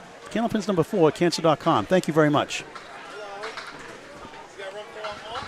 We always get room for Josh Daly. Always get room for Josh Daly. What do we got? We got room for one more? Fourth person? yeah, sure, bud. Mike. Now we all do. Hello, everybody. Hey. What's going on? There we go. Now we're all in. Hey, look, we got a special treat here. We got some guy who's won just a couple of tournaments, I think. Some guy by the name of Josh Daly. Ever hear of him, Greg? I guess. We're going to see him the 21st against Metro, 1 versus 2, Friday Night Pro League. Game of the week on Candlepin Bowling Network on YouTube. All 35 weeks, one way or the other, That's plus the playoffs. Playoffs? No, the best part was, I'm not bowling the last game, but the best part is I was like, I'm trying to get a bot. Hi, Adam. I'm trying to get in the podcast booth. So, how's your guys' day going today? Good. Always good to be here. Good. You join the big setup you guys have to use on? Yeah, Greg has the setup. I have no clue how to do this stuff. I'm old school. Obviously. Yeah, I know. Tell me about it. There's Parkinson just wide on this. Yeah. But I put my heart and soul into it, though. Harris, Danny, to the right. Oops, the head pin. Ooh, we got the pin coming We're going to have Brady doing his first interview tomorrow, by the way. He volunteered this time. Wow, really? Tomorrow during the first match. Abel and Avon Valley, our first match. Oh, wow. 9 o'clock Atlantic, 8 o'clock Eastern, 9:30 for our fine friends in Newfoundland on the half So, hour. out of 2 days, have you guys had a favorite match so far?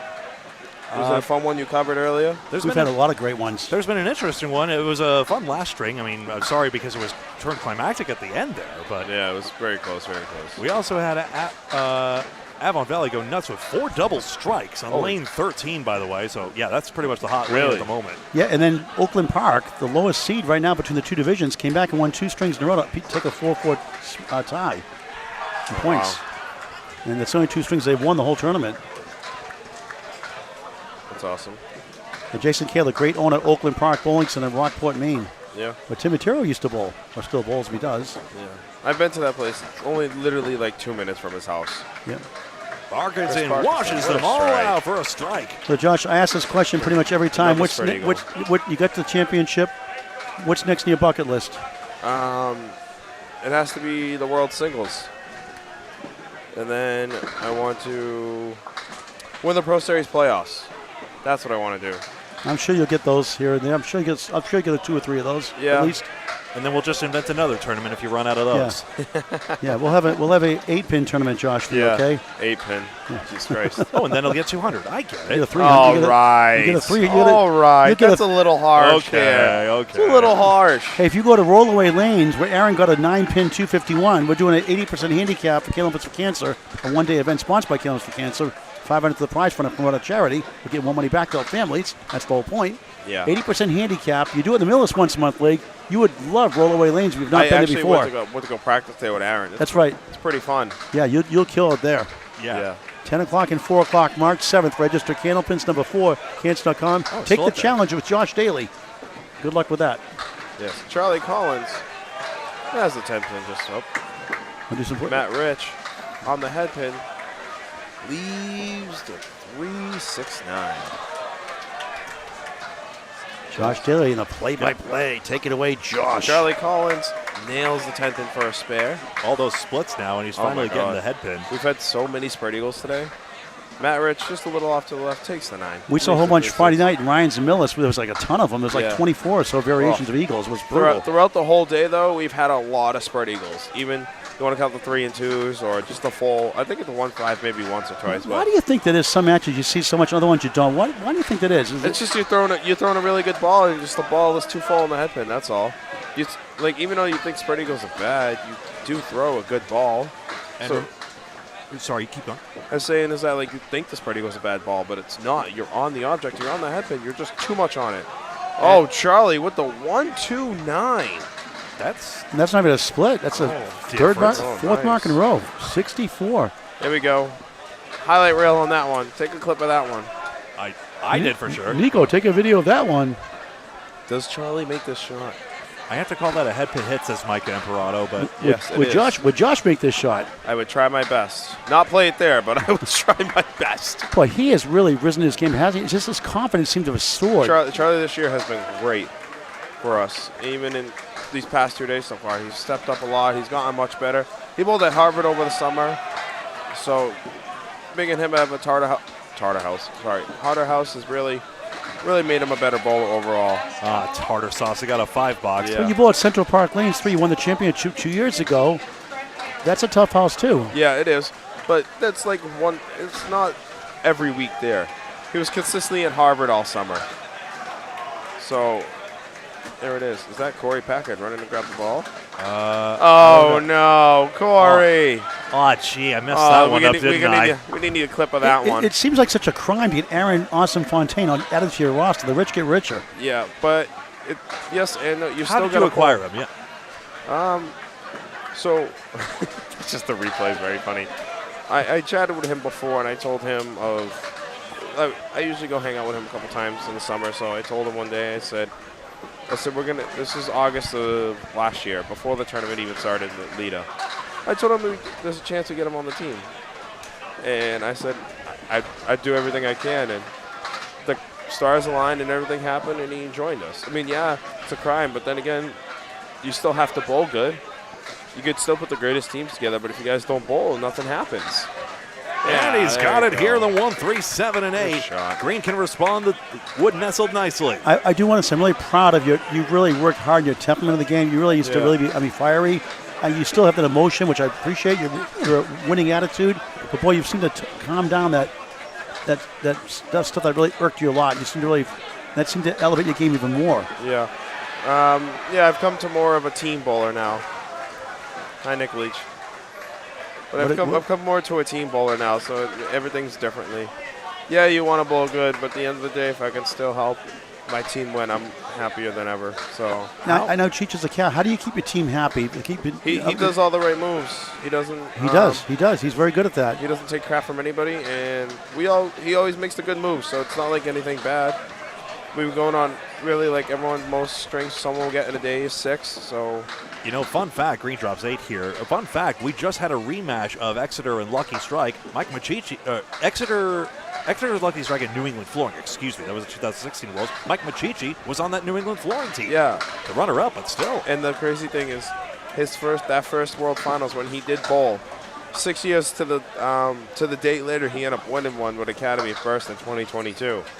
So that was kind of a pretty cool moment. Nice. But yeah, he's been doing the great moves and making the right moves, so it's not like no one's upset about them. When someone's struggling, he pulls them out, you let them sit. Yesterday I was struggling at the end of the first match. I was supposed to bowl the second. I sat the second match, came in the third, bowled, and helped the team win. So it's not like it's a bad thing at all. It helps in good ways. I think Sean Taylor is one of the most underrated bowlers in the game today, the police officer, and he won the Atlantic Candlepin Singles Tour Championship in the past. Yeah. Out of Ryans and Millis. Talk about his game. Sean's been great for us. Even last year, too, he's come up big. This year, too, he's been big. Just big guy, puts a lot of spin on the ball, so sometimes it can hit the pocket really well, or sometimes you get some weird stuff here. Fun. Actually, no, it's not a fun fact at all, but Sean Taylor actually had to do some off-duty medical emergency work during last year's Worlds here in Moncton, in fact. He was off-duty, but, Well, last year was in Abington against Tim Douglas of Tornado in the first round of the playoffs, and Sean beat him. He had the whole, about 6 or 8 police officers nearby in Abington coming by to watch him. Yeah, Sean's a good guy. He's a funny dude, fun guy to be around, a good teammate. I've only known him since I've been on the team, so I'm glad to get to know him. I feel like what I know of you, it seems like your rise came during the 2021 U.S. Invitational, your breakout year. It seems like, although you won a Pro Series with Mike McGinty Magic in 2019, it seems like 2021, everything started to click for you. Yeah, it just sometimes it's a blur and you don't realize what's going on. I mean, yeah, it's fun to bowl good, but when you look back at it, it was a good year and had a bunch of fun. So, I mean, just trying to keep at it, that's all. For those who don't know you, give us your high single, high triple, high 5. Come on, I hate that first question. Okay, my high triple is 480. My high 5 is 764. I don't want to talk about my high single. we kind of already did, in fairness. Well, Gary Carrington at 5,199 makes you feel any better. Yeah, I went there. Yeah, but I had a 190. My high single is 199. It's all right. I actually don't like that question. Sorry. It's not your fault. You know what? The kids at Academy make fun of me for it all the time. Craig Holbrook's got a 197. He's got 19 190s in his career. Yeah. It can be overrated sometimes, right? You also get, like you at Central Park, a tougher house, so it's harder for you to get that. Yeah, obviously. But the kids at Academy sometimes tease me about it, so I tease them back. So yeah. Where's yours? What's your average? What's your high single? 90? Yeah, right. Oh, that's fair if it goes. Norcross had the ball in the back there. What a great job the CBA, the Kenneth Moore Association, did with the youth program. That was awesome. Oh, that tournament was so much fun.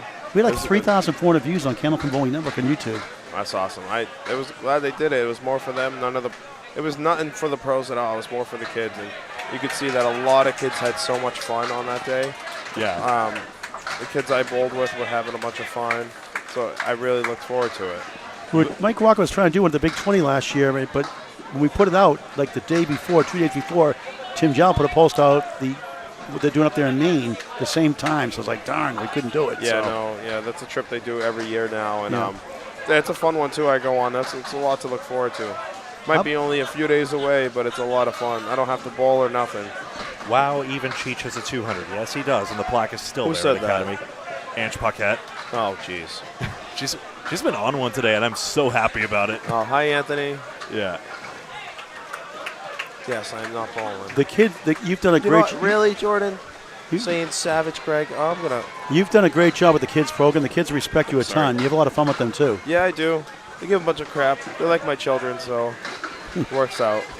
I love Devin Cloyd's game out of the Academy Youth Program. Yeah. He'll be the mixed up graduates in 2026. The rematch December 21st first, but we have him scheduled for 2026. That's awesome. Yeah, he's been doing a lot better. As you probably said to him in his ACST match, it did help change his form and help him bowl. He looks almost like mine, almost. Yeah, he said that during the interview. Yeah, but he's a good kid and he has a good head on him, so he does does good. Yeah, he doesn't seem to get in his head a lot. No, he used to be, but he's much better now. You told me that, yeah. Much better. You get that from you? Josh, you've done a great job with the kids. The kids love you, though, seriously. They do. I try to be as best as them as I always. Now, here's a question. Anything else you would add to the youth program? Here's an idea. What about all those blue banners? That's the Atlantic Youth Bowling banners, Yeah, obviously. that'd be fun. Do you know how many banners we'd have to put up for the Academy kids? That's true. Like what There's year? 44 You lanes. need a whole new wing. Yeah, but like what year are you going back to, Greg? We're gonna have if you go back to a certain year for all those kids who bowled past, you're gonna put like 100, 200, maybe 300 banners up there just in a row. They just lost the youth program to COVID. They just got it back this year now. They got like 30 or 40 kids now. That's here. awesome. Really? Yeah. Oh, wow. Yeah. Aiden, you got to tell Aiden that. He's a three-time AYB I champion. think it was 31. He said either 31 or 41, something like that. Butwell's Bowling Center's doing one this year, too. So they the got 30 kids also. So the banners will fly. And for those of you, you can kind of see it out there. It's the blue little pennants that are furling on themselves. Amazing. I would love to see more of I those. saw your comment. Anyway, sorry, Josh. Yeah. No, I'm glad I got to, not to do nothing this last game. Besides, get Greg talking crap to me and everything. So that's pretty cool. Your Friday Night Pro League team that says, Oh, yes, that's a good shot by Waters, the 7, 9, and 10.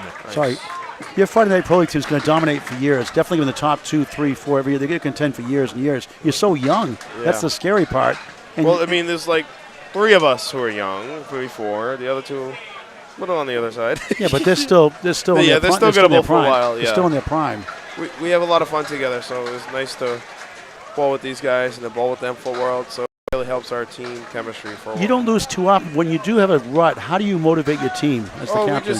we just at the end of the night, I mean, we have a group chat, just text them and say, hey, tough night tonight, we'll come back next week and kick some butt. That's really it. We don't really little upset about it. I mean, obviously you don't want to lose, especially when points are always big in anything you do. But for the most part, we'll go back, say tough night, let's go get them next one, and we just head up and go into next week. You're That's all. you're 25 still, right? 25. I'll be 26 Right. in This month.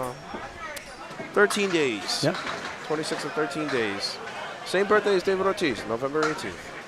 Some of the bowlers you look forward to seeing the next couple of years out of the youth program, or people that are just out of the program a couple of years. Some bowlers you are high on right now, you see potential in. I think like Dimitri Dallas, another brother Pro Bowls bowler, Concord, New Hampshire. Yeah, he's going to be good. I mean, he's bowling in this now, so he's definitely got the skill for it. Are you talking about like youth bowlers or Youth bowlers are people out in the early 20s, maybe. Oh, so like another young kid who he wasn't here this week because he was hurt, but Dom Palladino's been doing really well. Yes, the dominator. He's been getting much better, so finally nice to see him get on a pro league team. My little brother Devin, he's been getting better, so I would like to see him bowl in this one day if he sticks with it. That's all. There's a couple other kids. Cody Tompkins is a really good kid at Academy Lanes. There is Dominic Ruggiero, who's also a really good kid. There's some other kids sprinkled in the mix, but they have a couple years to I like Max Levesque, develop. too. Yeah. Dominic Ricci, Brianna Ricci, the whole Yes. family's all good at bowlers. They're always good. Bunch of them are good. So there's still some younger youth bowlers that see you have the talent, but it's kind of hard to tell unless they're starting to grow in their teenage years and they can start throwing they develop to throw a better ball. Who do you see in the women's game maybe that's out of the program a few years now, maybe early 20s, that are the men? Obviously, you got Charles Collins, your team. Aaron St. Stair still in his 20s, bowling great. Yeah, but if you're talking about early 20s, like coming out of the program, to me, it was Julia Jones and Julie Tavares, both great bowlers. Sammy Smith, too. They're all nice people. They're always fun to be All the around. mixed-up graduates. Yeah. But then again, there's some junior league bowlers who graduate that just don't, they don't probably want to stick with it because, they did it, but they have other things to do. So that's kind of hard sometimes because then again, there used to be a lot of youth bowlers who graduated, but then again, now it's there's still a lot, but there's always that 1 year where you lose a lot of people because they graduate. The energy was electrifying. That's a couple of Sundays ago, that program we did Academy, the youth pro thing. That was just incredible. That was fun. It was a fun day. It was a good day. I had fun with it. I can't wait to see what they do with it next year. Now that they know what to do, they're going to run everything better. Tim Jalbert, Dave Barber, Corey Alisi, Jeanette Salthall. I'm probably missing a couple other people who ran it, but they did an awesome job, and I really can't wait for the next one. Advice for young kids. I know you're still young yourself. You're a major league player, but at 25, soon to be 26. Advice for the younger bowlers coming up the ranks. It's kind of hard. It's hard to say, but everything is important, but you got to have fun with it. If you're going to be a selfish bowler, you ain't going to go nowhere. No one's going to really want to bowl with you. If you're going to be a team bowler, you're going to go places. Turn yourself to a team bowler, and you'll be fine. As long as you take your time and you have fun and just try your best always, that's really what's going to help. How about some play-by-play? Sure. Well, Charlie just missed that 2-pinner wide right. That was pretty funny. Sorry, guys. I love making fun of Charlie. Okay.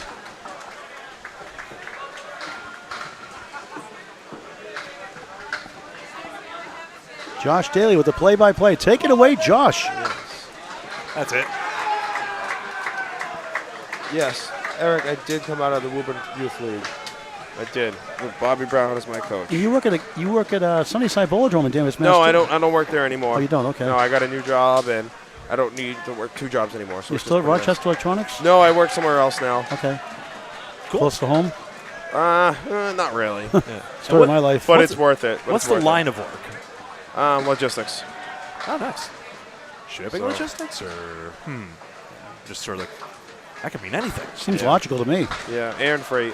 Air and sea freight, but he used to do air freight. Yeah. All right, well, both bowlers on the head pin. Matt Rich leaves the 5-7. Charlie leaves the 3-6-7-8. Are you taking the whole match off? Oh, sorry, 2-4-7-8. Yeah, I'm taking the whole match off. I don't have to bowl for the rest of the day. You got a big one. Your final match on Friday before the playoffs is against Exeter Lanes. Yeah, should Lucky be a fun strike. one. Should be a fun one. They're a great team. They always have been. So I think if it's gonna come down to the first round bye, it's gonna come down to that match, and we're gonna see what happens. Oh, Matt Rich, really close. Where do you play this? Might have played full. You might have played high like that. Nope. Oh, jeez, what'd you do? I have no idea. That was fun. I don't think they heard that mercifully. Sorry about that. My ears did. If you heard that terrible noise, Gets the wax out of the ears. Wax on, wax off.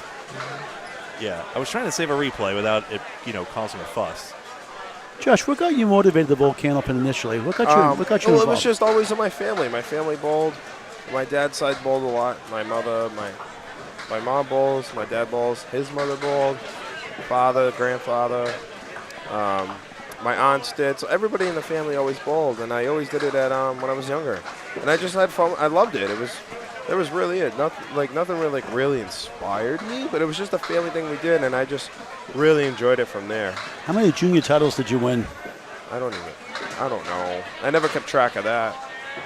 Moncton collapsing. I mean, 9 drop. I've had multiple singles winners, doubles, teams, or all events, but the ICBA won in 2016 as a youth, and then the Mass States I won in 2018. So that was. When did you know you were going to start really be something special, something pretty good?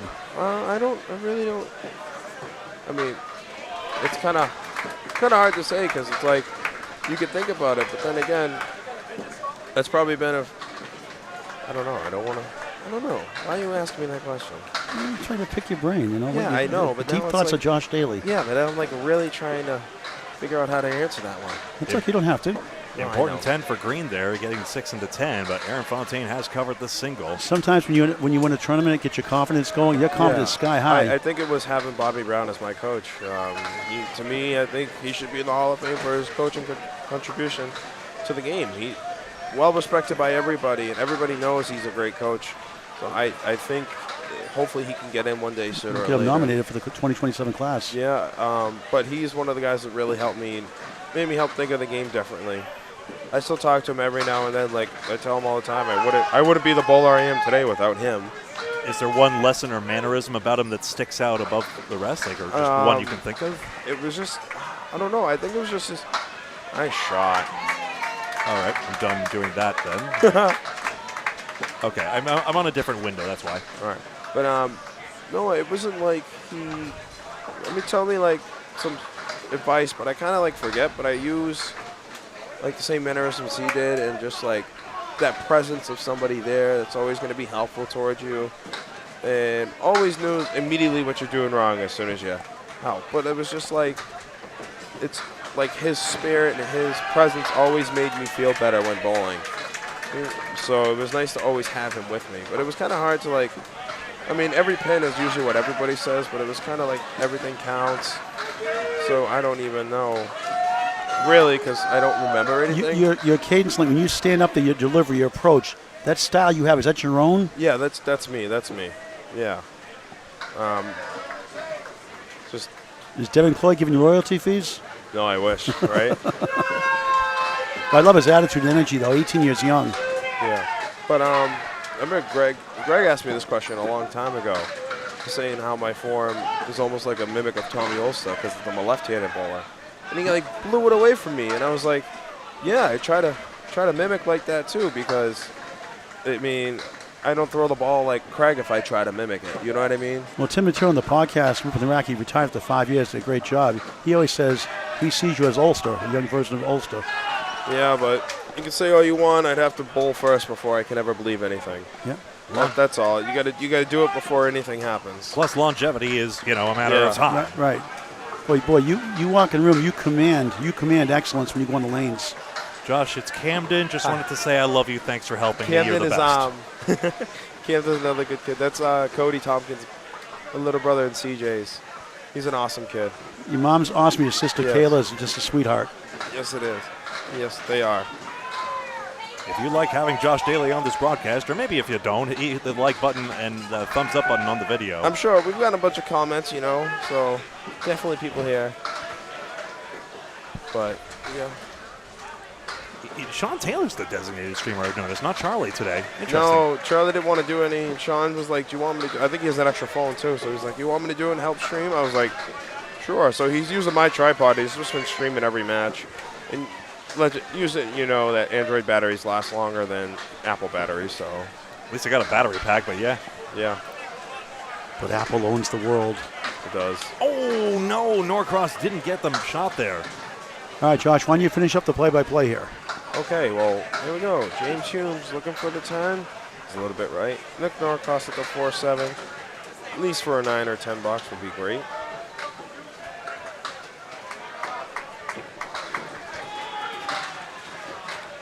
Nick Leach with another Spurdy goal. I just had to say that because I bowl with him on Friday nights. 10. Nice job. Nick Norcross with the 10. James Humes with the 9. I will only say that Lucky Strike has been very good here. Are you standings watching? Are you watching their numbers? Or are you solely focused on yours? I kind of just, so I look around everywhere else too. I like to see how other teams doing. Like, I'll look at the standings when they post them at the end of the day. But then again, I'm not worried about how other teams do. I just want to worry about my guys and see if we're doing good. But, like, if somebody's bowling good, I'll go over there and look and see what's happening, because I love watching bowling. As much as I love participating, I love watching bowling and hearing everybody go crazy. That's one of my favorite things to do, actually. And there's nothing like the energy. It's kind of nice to be part of the energy when you're not directly involved. Yes, definitely. When you're part of that energy, it's amazing. I mean, yeah, I'll peek over and see what's doing. I mean, I'll peek over at my friends if they're on different teams. I'll see how they're bowling, just because I care about them, you know. Of course. Won the Atlantic Can Open Singles Tour Championship 2 years ago. You took a year off. You're back into this year trying to win again. Yeah, bowling at Academy, my home house now, so it's pretty good. And surprisingly, shockingly, you're the #1 seed early on, just 2 matches in. Yeah, no, I try to schedule a match with Troy. It's been tough, just because of our schedules. That's understandable. Good. So just do a vaporizer strike on 11. I didn't catch that though. Oh, and that's on 11. I somehow saw that. Well, you're definitely fun. You're definitely fun to watch. Yeah, thank you. And but you have command on the lanes. Yeah, I wanted to make ACST out of Academy this year because I love bowling at that house. I love the Burrows. They've always been so nice to me ever since I just started coming there regularly, especially for the kids league. They're always so nice to everybody. They love them. They're most well-respected people I know in that area for sure, and the game of Can Open too. And last year they loved you taking the trophy back, the 3rd one, of course. Yeah, I was so happy for that. It was really nice. It was nice. I mean, yeah, it was awesome to win, but it was nice to see that 2 Academy teams were in the finals between Academy Lanes and Fenway Academy. So either way, it was coming home to Academy Lanes, which was I like to see. And you got the U.S. Invitational title in 2021 also, Yeah, which is kind of like the World's Without Canada. Yeah, that was a fun week. It was one of my favorite weeks, but obviously the better week is winning the actual World Championship. Yeah. So that was really good. And it would be your first one on Canadian soil if you managed it. Does it feel different bowling here, apart from the obvious exception of the flat gutters? Yeah, I mean, it does feel different, something you're used to. Like, it's funny, I bowled the singles on Monday, and it was like I got used to it, and then I did it, and I'd lose it. I come here today, and I'm fully used to it now. I'm fine. Like, just adapt very quickly, and, it doesn't bother me. I like bowling here, so it's not like there's anything wrong, but I do also like Canada as well. Scorpion Tail kicks it for Linehan. He's got a spare, but Team Academy Lanes High is doing pretty well here, still way out in front. Well, the staff here is awesome, top to bottom. Everybody just cares. Everybody's on top of things. They help with anything you need. They're just terrific here. Great host. I can't believe Waters didn't run that. Yeah, I thought that was going to go. And the Academy Lanes next year, the World Championship next year, Academy Lanes. Which I can't wait for because I love that place, and I'm going to be very excited to bowl there. I mean, I am excited for the Worlds every year, and I don't want to look forward, skip this year and look forward to next year. In the back of my mind, I'm happy that it's a little bit closer to my house so I can go. But I do also like coming up to Canada. Yeah. Now here's Danny Harris. On the surface, he seems like just a clown, but he's really part of the glue that holds the team together. Fair to say? Danny?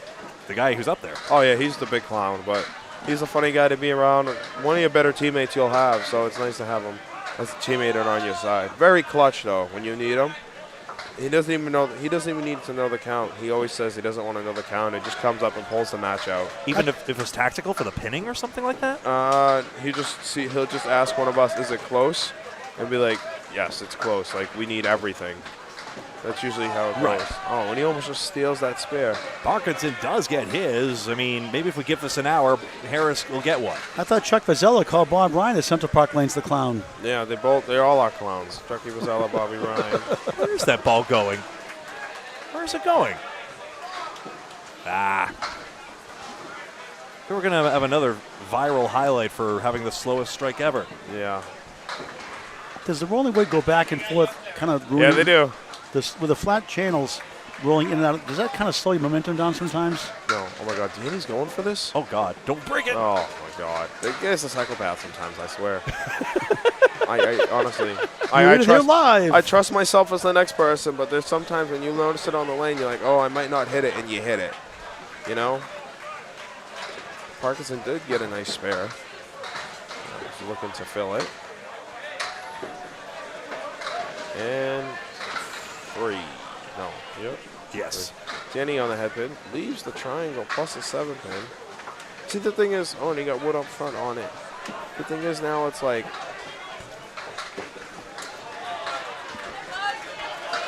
Now, how do you prepare as far as your sleep schedule, your nutrition schedule, or if there is such a thing? Nice shot by Danny Harris. There's such a thing as nutrition this week. How do you handle hydration and things like that? So Sean's wife Melissa brings tons of water for everybody. So we always just stay hydrated throughout the day. I mean, with either drinks or just water, Gatorade, Powerade, or something like that. We always make sure everyone's hydrated because you never want to go dehydrated on a day like this. For sure. Greg's going to check the update. Paul Grant, Greg Gouillart, Josh Daly on Candlepin Bowling Network. Over 2,300 videos. We cover all the classes, the ESPN of Candlepin Bowling, semi-pro to pro action. Over 5,200 subscribers in climbing. Please subscribe free in high definition. Candlepin Bowling Network on YouTube. Hi, Billy Bloom. I hear the chat.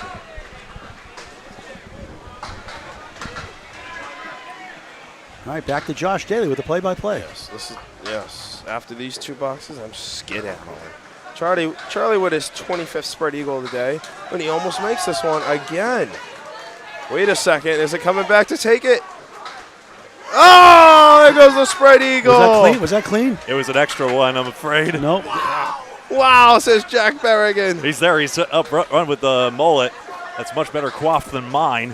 What a good Better here than most, Jack. Another kid, Jack Berrigan, has a great potential also. Yeah, Jack's a good guy. He might take his time when he's bowling, you know. Actually, no, sorry. He's the fastest bowler alive, but he might take his time sometimes. He does a really nice ball. Does that affect his game going too fast? Are you trying to coach him on that? Trying to slow him down a little bit? No, he goes slow. Have you seen Jack bowl? Yeah, sometimes. Jack's got the slowest pace. Him and Corey might fight for the longest string ever. If you had to put a string of him, Corey Packer, Mark Gregory on the same 3-person team, it would take a while for them to finish one string. I've only seen him 3 or 4 times in the lane, so I didn't really notice it. Hello, everybody. The pace of play seems much faster this year, too. Yeah, everyone's just excited to bowl and everything. I mean, it could be pace of play is fast, throwing a lot of marks, but sometimes you go too fast, you're going to throw off your own mojo.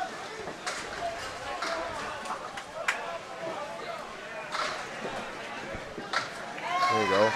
Plus, when you have teams in certain strings, you throw a lot of marks, the pace of play is going to be much faster. I think the waiting for the person on the right to go on left, if they're ready to go, do you like going ahead or do you like to wait for the person on the right? What do you mean? If I'm on the right? If I'm on the left, if you're on the left side, like you're ready to roll and the guy on the right's not ready. Are you still waiting or are you going to go? Well, no. Wait. What do you mean? So the person on the right is right away, but if they're going slower. Oh, no, I don't go ahead of them. I just wait. Because I was always taught ball on the right goes first. I know a lot of people were just taught go when you're ready. But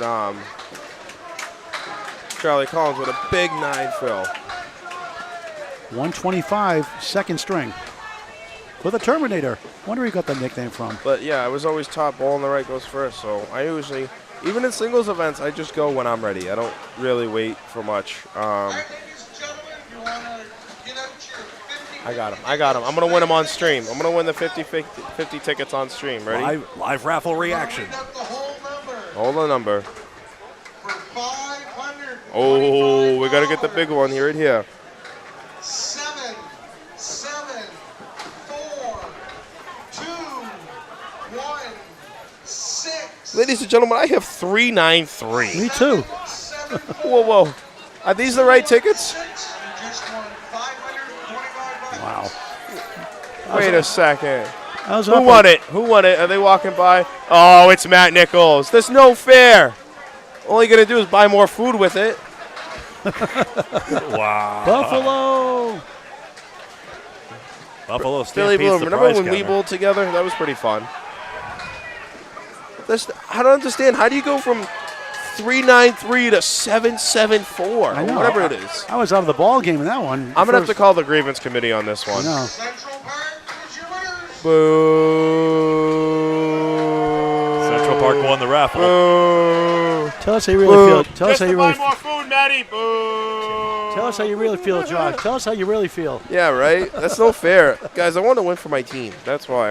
I had the tickets, but I wanted to win for the team. The team wanted the money. Who doesn't like a good 50-50? Cutting out. There it is. Ball hit the wrong one. Sorry. I'm used to using a microphone, Listen, I too. think ever since, look at another 7,000 spread eagle. Bruh. I got to say, I think ever since I've been on Academy Lanes, I don't think we've won the 50-50. So I don't know if that's good luck or bad luck. So we literally have not won the 50-50 before. I want to see when a Candlepin for Cancer roll off too, Josh. What? I want to see when a Candlepin for Cancer roll off too. If the timing is right. I got $25 for making the eagle. There was wood in the deck. Has to be no wood in the deck. What was it? You said there has to be no wood on the deck. Oh, and a true eagle, true eagle. Charlie. Yeah, so guess what, Charlie? Do better. Ouch. Oh, wow. Aaron with a shot. Grumpy Pants, who likes to put his Pop-Tarts in the microwave. Josh Daly Makes us fair. unfiltered. That's right. Greg Gouillart will call the third string. I'll go around and get the scores while the other matches. Yes. I'll give you guys a better commentary once I leave. You do great, Josh. You're always welcome anytime. No permission needed. I know. I did a couple of the Ladies International. I know. That was fun. We love having you. That was a lot of fun. Just come and commentate, you know. Say how Candlepin bowling and angle does not make sense. Oh, Aaron. We like getting the bowler's perspective, obviously, too. And Yeah. you're one of the giants in the game. The mini legend, Josh Daly. Stop it, please. Stop it. I can't accept any of that. I'm still bowling. Well, not today, but yeah. Well, yeah, no, I was done today, but I still can't accept any of that. Is that how you're trying to do the rests, by the way? Like give the bowlers days off or something like that? Say again? Are you trying to give all the bowlers like a full match off, sorry. So, I don't know, Mike said the way Mike's been doing it today, it's just been, he's been doing, I guess, what it seems like so far, only the most someone's bowled is like 6 strings so far. Mm-hmm. So it's just good because yesterday I bowled the first match, supposed to bowl the second, struggled the last 4. I sat the second, bowled the third match. Aaron today bowled the first match, kind of struggled. So then he sat the second match, and then he bowled the third match. So it's been a good break for most of us. Justin bowled the first one, sat the second one, bowled the third one. Danny sat the second match. So it's been spread out evenly, which is nice so far. I mean, if I have to go 6 strings in a row, I'll go. Or even sometimes if I have to go all 9, I more than willingly will do it. Does it give you a mental break? Obviously a physical break, a mental break too. Yeah, the time off? nice little relaxation. Oh. Like after I was done, I got some food. I was just chilling with some people, chatting it up. I mean, yeah, it's important to come back and watch my team, but I had a good time just relaxing, knowing that I could put my street shoes on, and not bowl for the rest of the day. Academy Lanes looking for a 4-0 lead, looking really good right now. Commanding lead, looks like it's a 4-0 lead. Harry's All-Stars competed earlier, but it's too much. Academy Lanes, the higher average team. Back to Josh Daly to wrap up the final few bowlers here. Rick Norcross, all the 2 pin, his favorite pin. Leaves the 1-3-10. Is your microphone level? Yeah, it's fine. I don't know what's wrong. Oh, what's up? Can you not hear me? I don't know why either, honestly. Oh. Makes no sense. We got it. All right, it's better now? Yeah. All right, cool. Thanks. Norcross to make the spare. Oh. G-Man. Dave Godwin is the best. Mr. 235, Dave Godwin. Dave Godwin's the best. He's awesome. He's a great guy. Always been a great bowler. So I always love watching him bowl too. Actually, one of my favorite guys to watch bowl. You seldom get the chance to compete alongside him, or is my memory fuzzy? I've bowled with him at a couple tournaments. We bowled in a Rose Between Two Thorns for the first time together, and we won. One of Mike Machigi's tournaments. Yes, that was up at Lido Lanes, actually. We'll see Dave Godwin. The Friday Night Pro League returns November 14th against Academy 1, 7:30 on YouTube on Candlepin Bowling Network. All 35 weeks plus the playoffs on YouTube. Free to subscribe in high definition. For live notifications, hit the bell icon on YouTube so you get notified when we go live. So you never ever miss Josh Daly throw a ball. Yeah. Oh, you missed him here, but still. Do we have to switch spots? Hold up. Oh, no.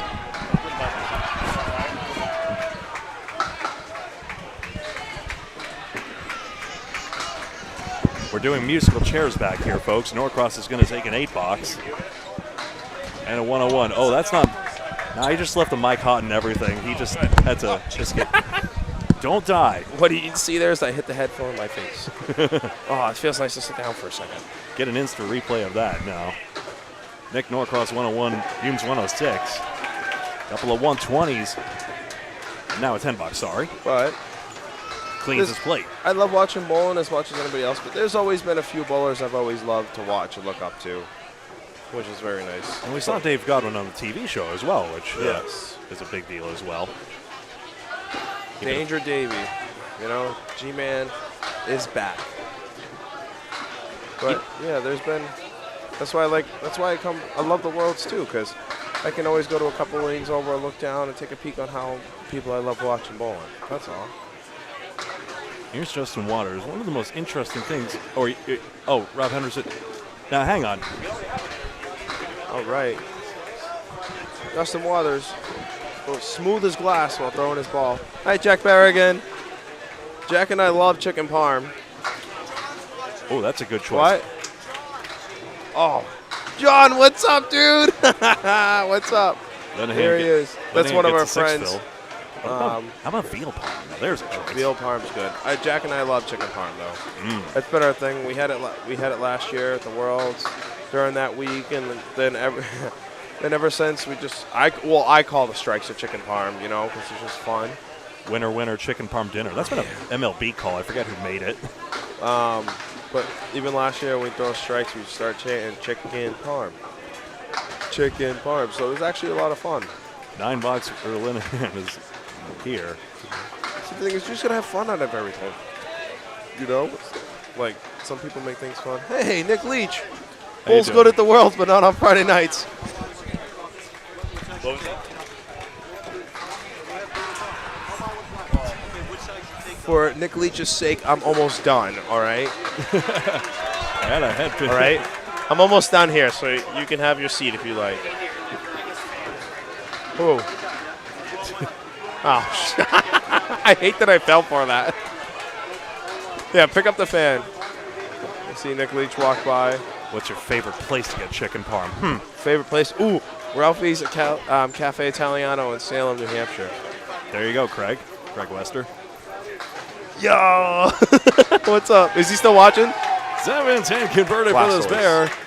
Nice shot by Justin Waters. What is that? Ezzy's alongside. Hey, Ezzy, what's up? I'm like sitting there earlier. I'm like, where the hell Josh going? All of a sudden I turn around and Eric gets like, he's back there. It's like, oh, hey. Yeah, I've been here for most of the second string. I'm going to be done after this. Yeah. I'm getting kicked out, though. I'm kidding. No, I just... The cane is coming. Yeah, the cane. Yeah, the cartoon cane. Yink! You know, just the big, yeah, just the big giant hand just comes up and goes. Yeah, the claw. What are we looking for? Thought I had another microphone on hand. Oh, it's the headset up here. Oh, that'll. Oh, you're thinking of the other, like the single microphone? It was there, but I mean, Justin Waters had to rescue the cord from it yesterday when Troy Fournier won the singles. It was kind of embarrassing, honestly. That was awesome, actually. Talk about that real quick. Yeah. It was awesome to see Troy win. It was someone new to win. And someone new, I mean, he's bowled for a while, but he's newer to the pro scene in a couple of years and doing all these tournaments and everything. So I was very much happy to watch him win. I mean, maybe the new champion can wait this year's teams competition, but you know. Yeah. But I'm saying is that for the singles competition, I was very happy to watch him win. I really was. He's a good guy. He deserved to win. And Mikey Brown himself, the Canadian, is a phenomenal bowler. So I can't take anything away from him. But Mikey Brown was on fire yesterday. Just kind of ran a little gas in the end, and Troy did what he needed to. So I was actually very happy, and I enjoyed it watching the playoffs and everything because I still had some of my academy teammates and some of my other friends in there. So it was always a mix of the best. It's mathematical now. Academy Lanes will take the next 2 points. Oh, Harris, what almost is get this? the slowest spare ever. Danny doesn't wait. He just goes. He's a star of TV as well. He takes 10. Well, nice out. Gets the 9. Is that Camden calling me a clown again? Probably. Oh. Clown emoji, clown emoji, clown emoji. Yep. Yo! That was for Billy. Scott says, when will we see you at Canal in Southampton? What's that next month? I know it's what? Cena's last match? No. I blame Sean Sears fully for that. How do you book a tournament on John Cena's last match? I might have to cancel. I might have to He tell didn't him. see it. See, someone else said that to me too. Darn it, I was second. Yeah, you were. All right, fine. I think it was him who said it, believe it or not. But I should have him cancel the tournament because of that. Then again, I'd have to drive 2 hours to Southampton. But then again, I shouldn't just tell him to cancel it, you know? Alas. 10 box for Harris coming to the end of the string. This is when I start getting to my tech nerd mode of like, oh God, I got to update the strings. Yes. Bob Lee's been suffering even more than me, frankly, but Why is that?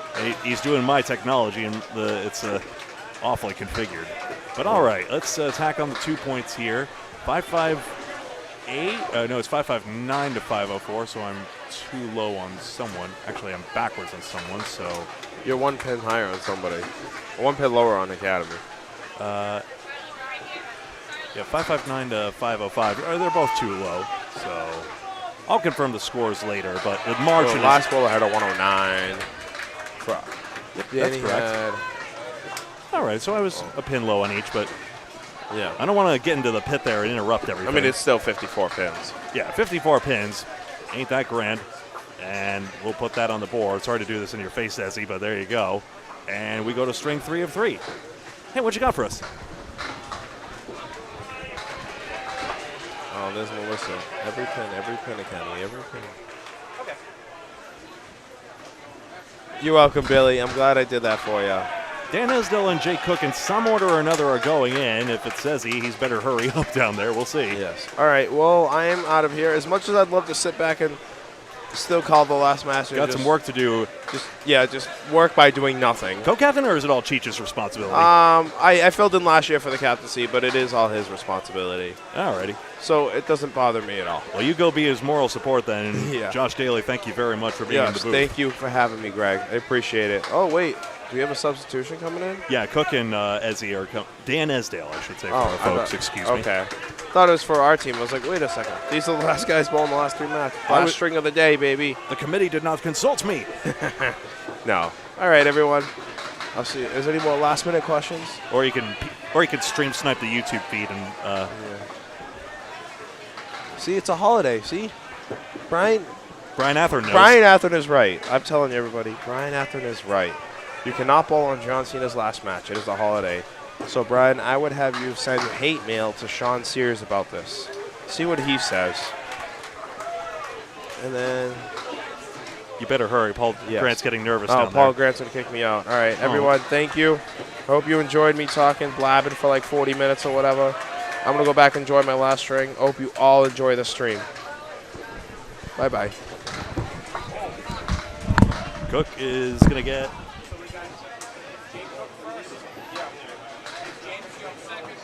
Mm-hmm.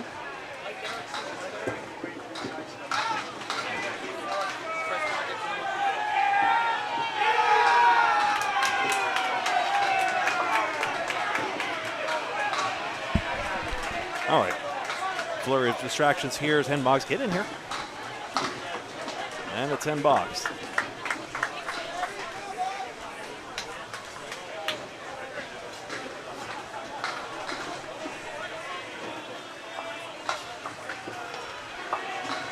To 10. Another chicken parm.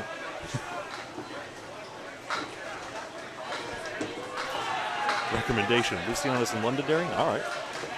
3, 6, 7, 8, 10 for Cook. As I maintain some sense of order here.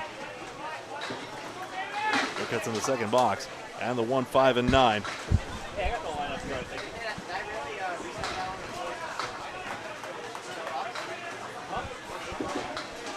Did you press the button too soon? Yeah. That's not our rule, technically. Wing it. Box 8 or whatever.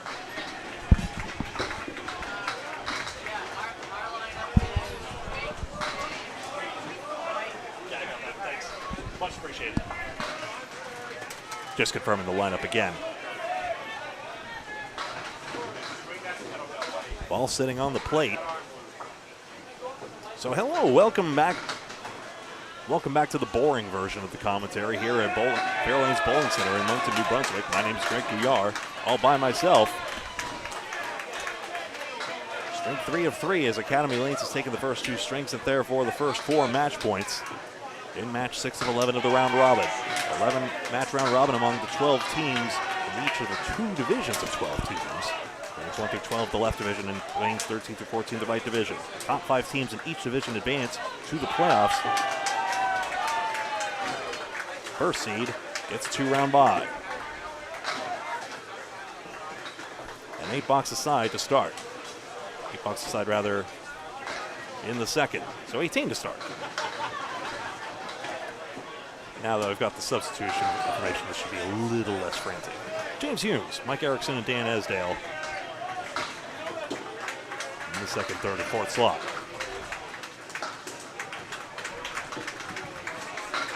We're going to substituting around.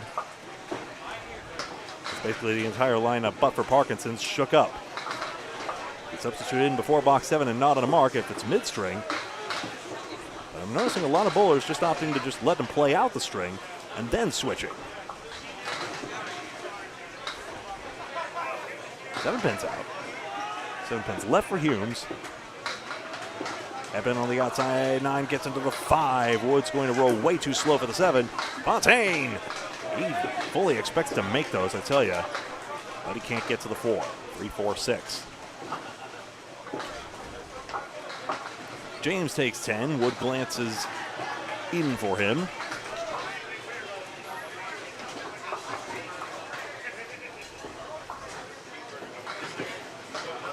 Fontaine gets the 10 as well.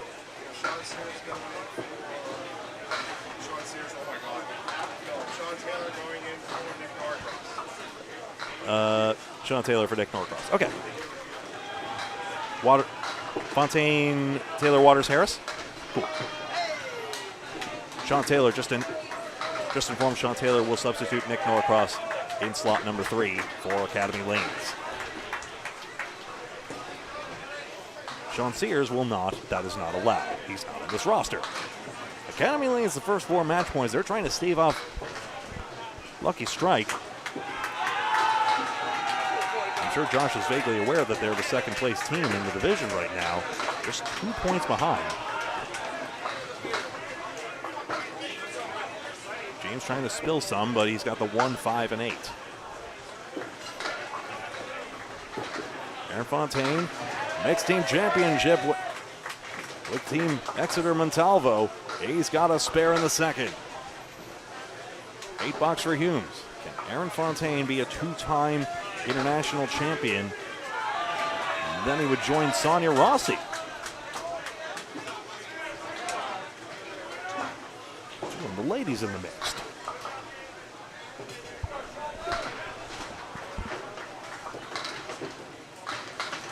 Those two form a formidable mixed doubles pair in their own right, Rossi and Fontaine. John Taylor, here he is. Mike Erickson will remain in, will go in at third rather. New look as the policeman takes the lane on the left. Wearing a brighter shade of blue than you'd be accustomed to. 1, 3, and 8 for Erickson.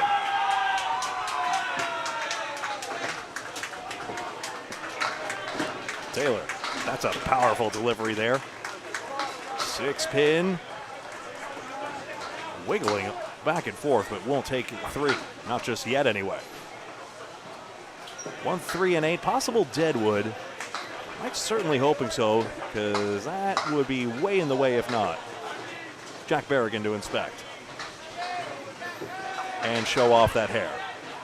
I mean, look at it. It's magnificent, isn't it?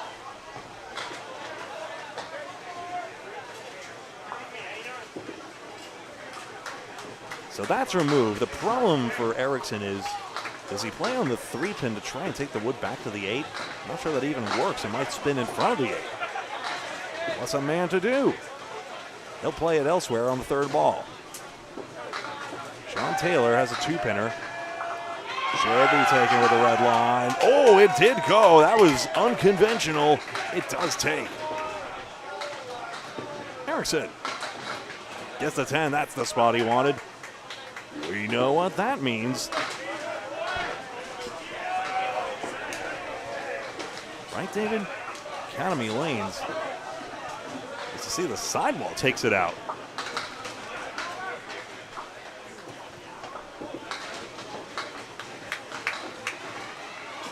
Strengths of 5.58 and 5.83. No 600s yet for Academy.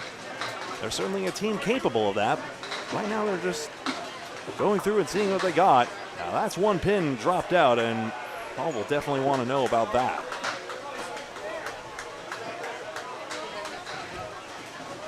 We call that the lemon drop, the 4-pin or the 6-pin plucked out on the first ball.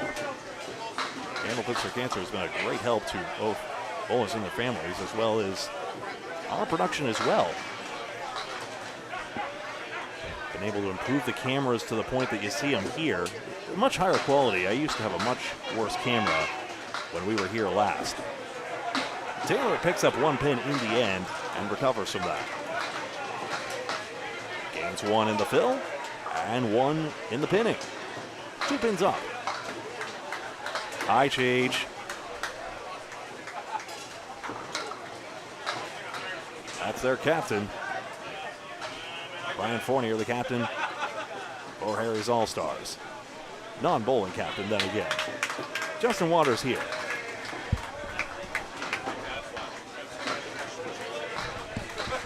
Hello to Kevin Machichi. I don't know what inspired me to say that, but there you go. That's Mike Stat, of course. Head pin. Esdale was a bit flat in the face on that one, but he gets the 7-10. He's bowled both candles and 10 pins in his life. And here he is. Waters knows he's capable of more than the 229 he's put up here. We've seen it too. He gets the 2, 7, 8, and 10.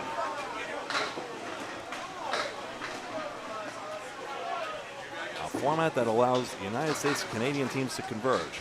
Are we nuts for doing a week of bowling like this? Yes. Are we trying to make up for all the times we can't meet under one roof? Yes. Ooh, 2, 7, 8, and 10. And that's about the second time at least that Waters has made a challenging spare look absolutely wired. 9 box for Esdale.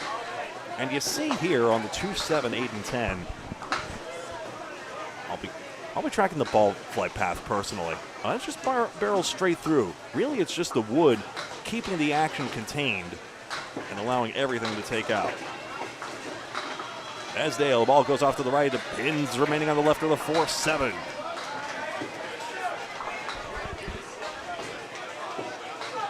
Waters.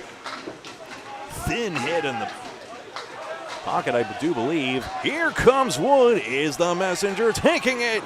Ooh, that was a solid hit, but the fill is 9.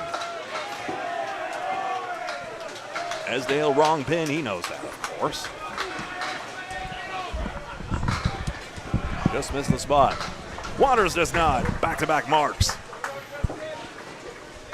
Academy Lanes, 4 boxes already, and Danny Harris hasn't had the chance. Now he'll get up.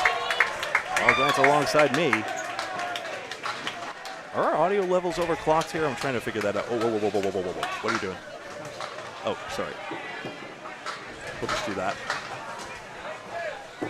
Great to be alongside here with you, Paul. Test 1. Okay, 1, 2. Okay, so shut 3 off for now. Okay.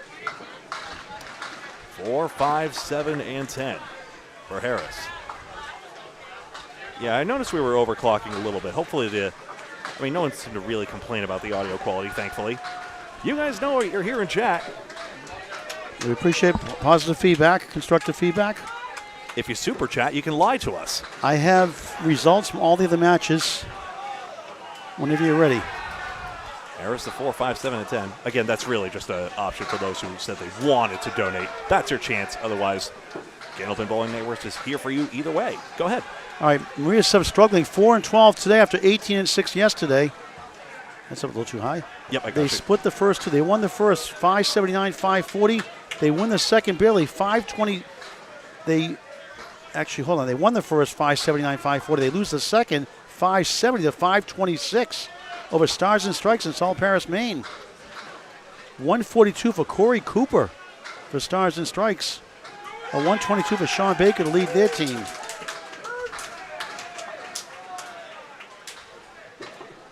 And that's about a 5-pin lead for Stars and Strikes going to the final string. And Maria Subs right now the 6th seed. Stars and Strikes, Maria's the 5th seed coming in. Stars and Strikes the 8th seed in the division of 11 teams, Division 1, as of now. Other scores when Greg is ready. Here comes, oh, Parkinson's got this split. I think he made it backwards. Harris has the 3-pinner, that's easier. How in the world did Chris Parkinson pull that out of his hat? Take a look. He goes on the wood. That was his play, and he's on the side wood, and back it comes. That's a dandy. One of the cleverest wood shots I have seen all day. Here's the full scores. Team USA was 4th last year in the semifinals. They're 7th in this division coming in to this match, 20-20. They've lost the first two by 22 and by 53 with 1 to go.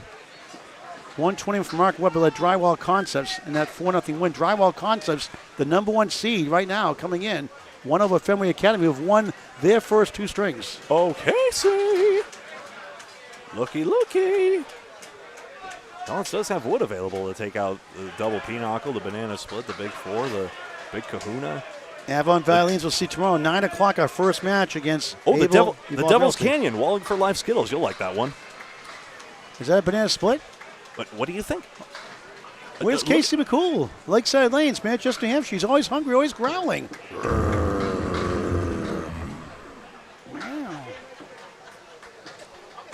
I'm glad your cat always chimes in. Mine wouldn't. She's too shy. Central Park Lanes have won their first 2 strings against Avon Valley Lanes. Ooh. Avon in our division 2 here, the 5th seed coming in. Bayers Row was 1 behind, Spikes to be 2 behind. That's good news for the other team. Central Park was 6 behind, so that helps them out. They could take 8. They will jump Avon Valley Lanes, potentially in 5th or 6th. Hey, Casey is here.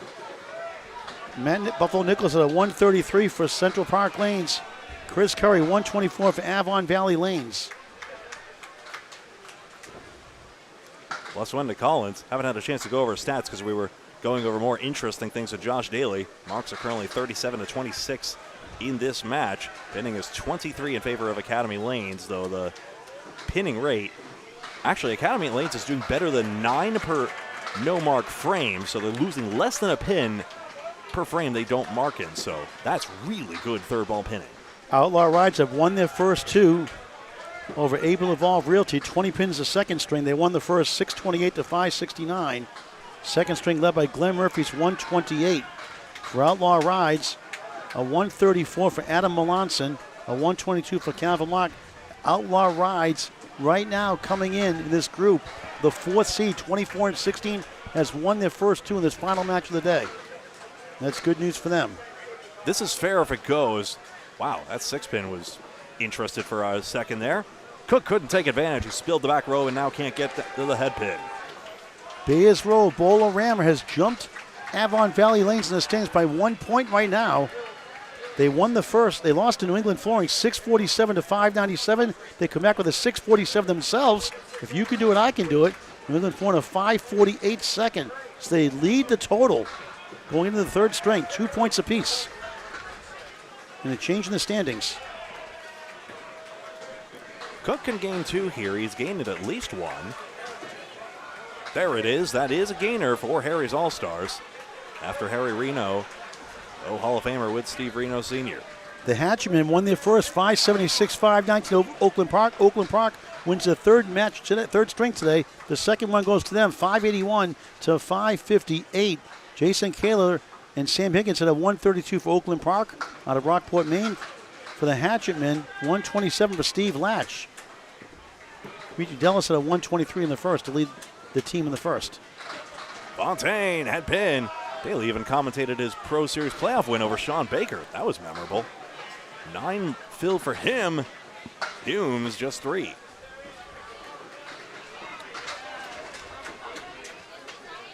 Ooh. I haven't seen a single head pin hit that's been a quality one. It's either been splits or misses, unfortunately, on the Harry side. Spare for Fontaine. Good news for Academy Lanes. Extra Lanes has lost the second string to Spike's Chimney. Okay. Extra won the first, 606, 558. Spike's Chimney squeaks it out, 593 to 589 in the second. A 130 for Dave Barber to lead his team. For Extra Lanes Lucky Strike, Trevor Gates had a 104 first, comes back with a strong 132 second.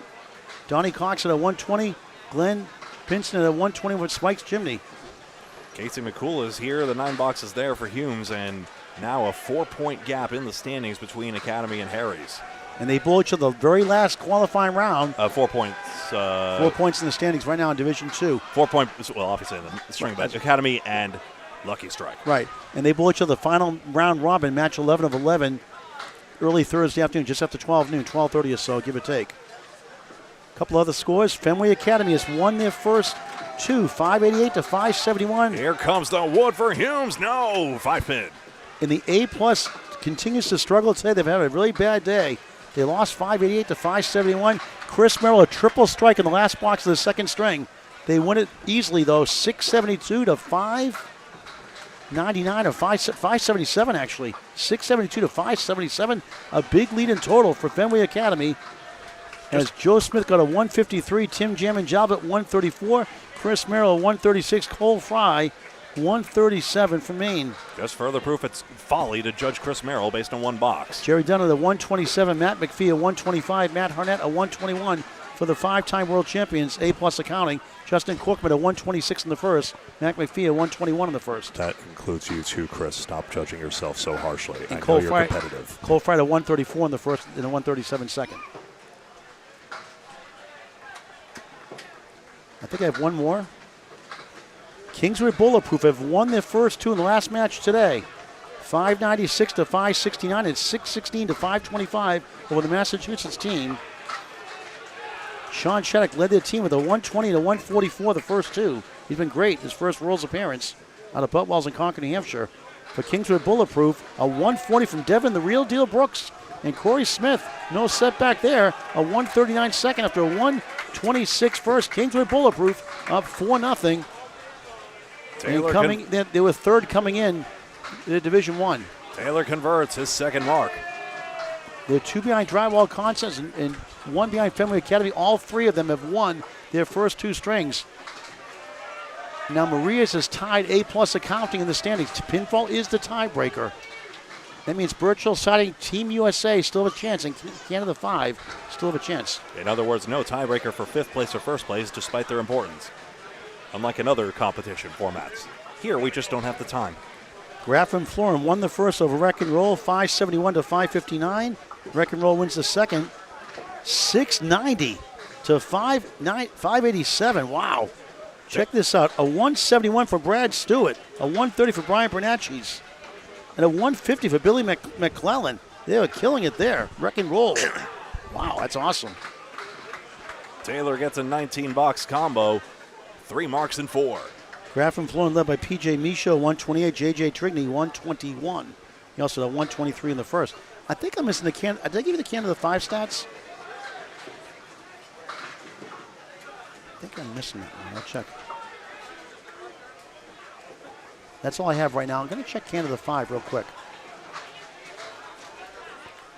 Top scorer in the last string was James Humes, by the way. 356 for Harry's All-Stars.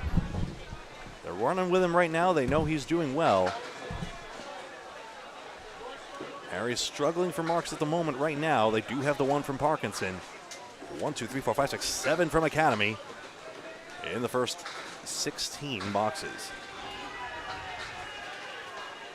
Waters and Esdale. Speaking of 19-box combos. Fill average is fairly comparable, 6.5 for Academy Lane, 6.2 for Harry's All-Stars. That piece of it is no problem. Harry's is opposite of 3 fill now. Dan Esdale sees the 4 Horsemen 9 and 10. Has a custom Hartford Whalers jersey he and his wife Elena wear around sometimes. Which I first saw when I covered him at the Easter Classic in 2022. At Leda Lanes, an annual 20-string competition there. Yes, 20 if you've never heard of it. Hi, Nico. Good to see you. 7-pinner. Oh, the 4 sweeps out. Waters a bounce back ball, and he's got 3 marks to start.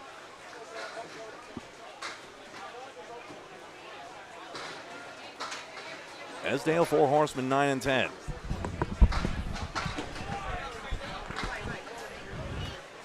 Greg, when we're done, we might be able to switch over to 11 and 12 because they just started the third string. Canada 5 and Birchill siding way behind. They just started their third string a moment ago. So maybe we can get that live because that could affect standings potentially. We can do extended coverage if you'd like afterwards. I think we can. Let's see. Let me give you an update in their score there now. This is important. Remember, Canada 5 took 8 points up A+ accounting early to go to 20-20.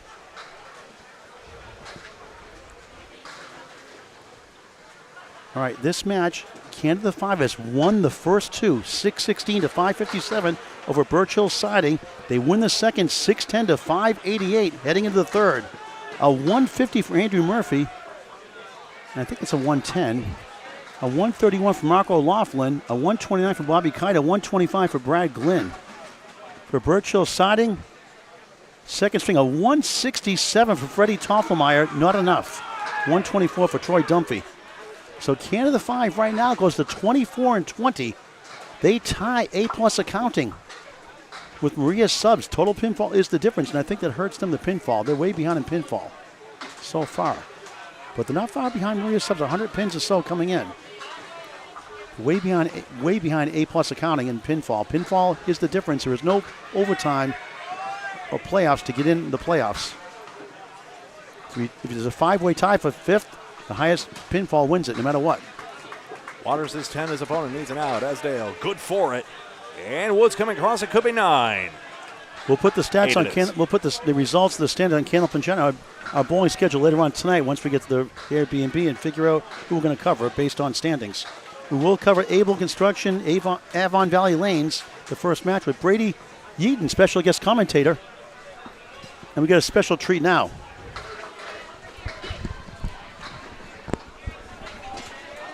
Come on up.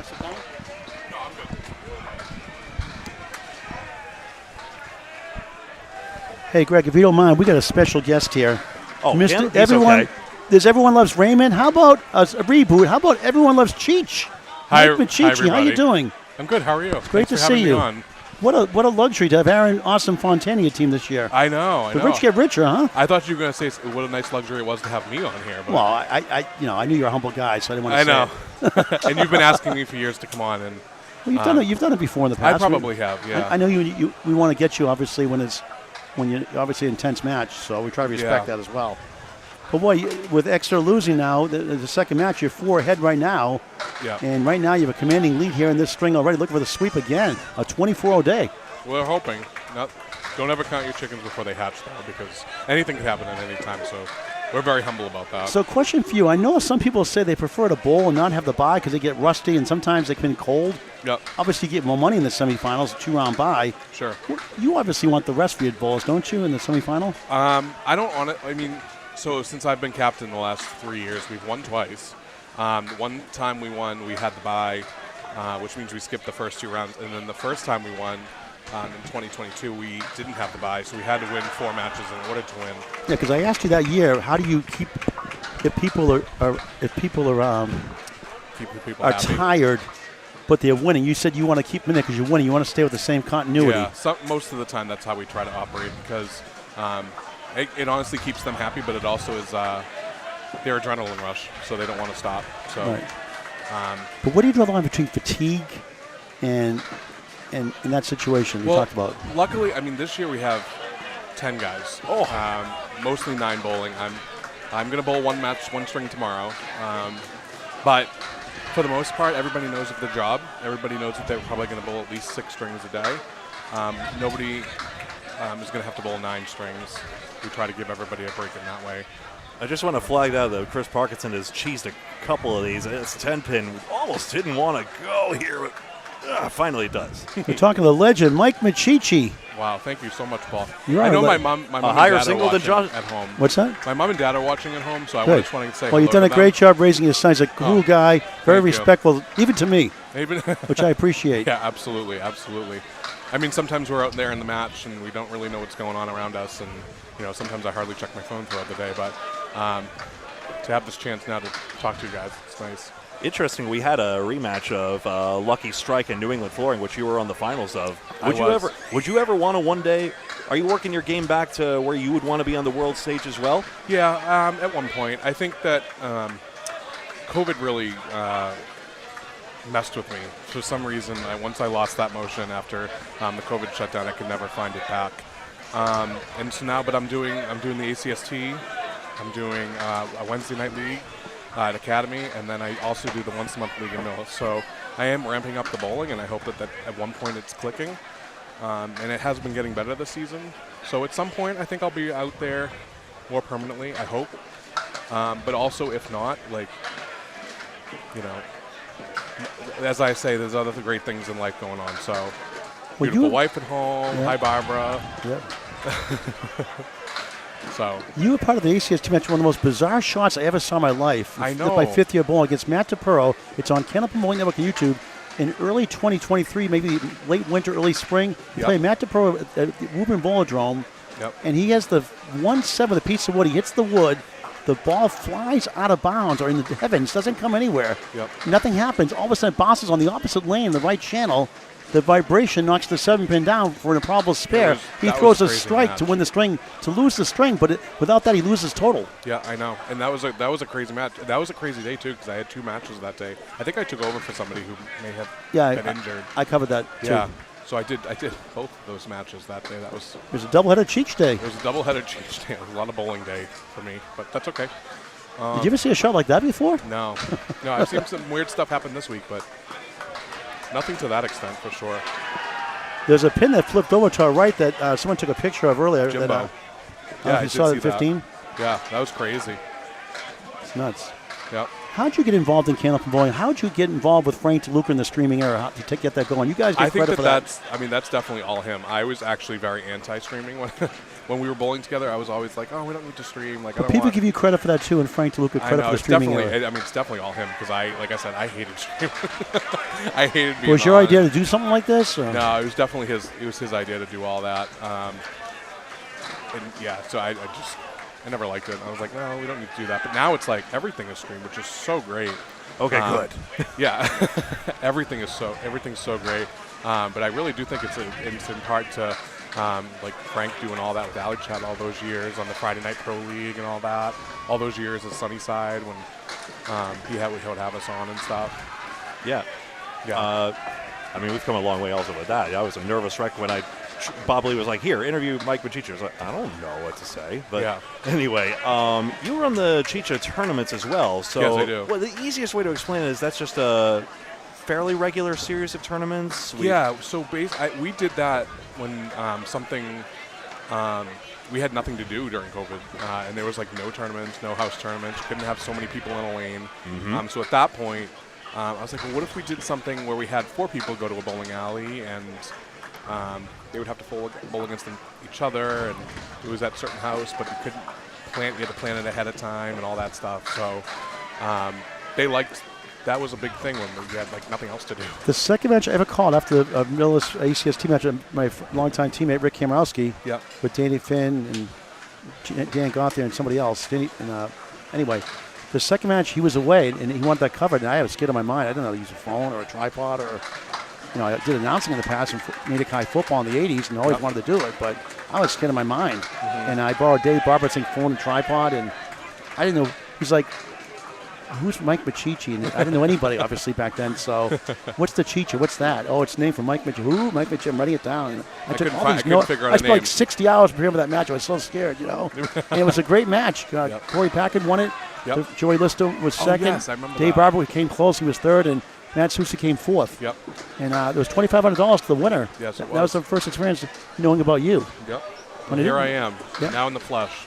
And here on cyberspace, Anthony Leonardi and Donna Godwin say hi. Oh, hi, Anthony, and Donna. I thought it was very mellow calling that match. Now I'm like, totally opposite. I just got a text message from Jordan Britton, too, who's my best friend, so I want to say hi to him, too. How about and world champion. World champion. And how about Whittier Tech Hall of Fame?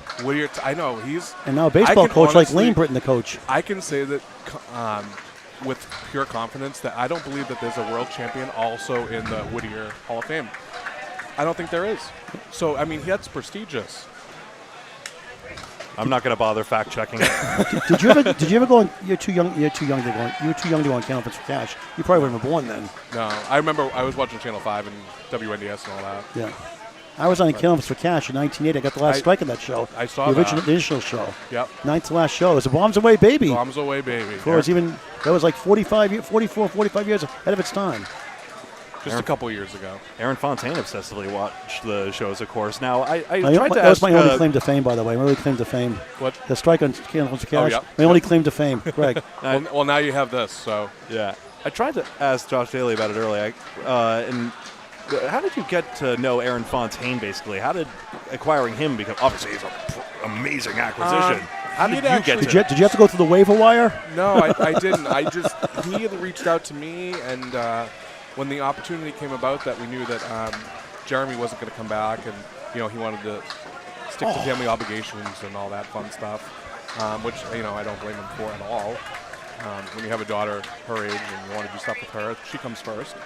But I was like, let me reach out to Aaron. I know he hadn't made a decision on where he wanted to go yet, and I said, it'd be a really nice birthday present if, because my birthday was the next day. I said, it'd be a nice birthday present if you tell me that you're going to be on our team tomorrow. And he did. So I was happy for Jeremy's team, a 172 in that World Finals. Imagine. You guys was Strike City. yeah, he was crazy. It was like too many strikes in the field. Yeah. Throw the flag. I know. It was like 17 strikes that first thing, something crazy like that. Yeah, that was one of the greatest matches. I mean, the world has seen, at least that I've seen, because they were coming back at some point, but it ended up. We ended up winning, but it was a really good match. Just wanted to remark, Sean Taylor is vacuuming up 19 boxes at the moment. Erickson gets a mark here in response after he got robbed in the last triangle. Any questions on shirts, sir? And, blank missed. What a bum. Oh. Hey, you muted the wrong microphone. Oh, bummer. And I want to thank you guys for having me on. Oh, no problem. We don't charge. It's really hot in this booth. It is hot back there. It's not you. It's us. I'm full of hot air. Full of hot air, yeah. so hot right now. Yeah, me too. Hey, it's better than being freezing cold, though. I don't know. Although it keeps you awake, though, when it's cold. My hotel right? room's pretty cold. Yeah. But thanks again so much, and thanks for all you're doing. Any advice? I know that you've been through a tough time. I think the goodbye was following that. No, you're good. You're good. Advice for the young bowlers coming up the ranks, how to stay focused. Just don't get mad. A guy like Jeff Little, the Lazy, who wants to get in the world's team, has really worked hard. He's getting close there. How do you encourage him like that, who's been denied? I know there's some politics, some cliques and friends involved and things like that a little bit. What I think it comes down to is competing in scratch tournaments, doing the pro series, doing things like that. People want to see how you compete on the bigger stage. That's not to say that any other league or tournament like that, a handicap or anything like that, doesn't promote your game. But also you should be doing stuff that is based on scratch.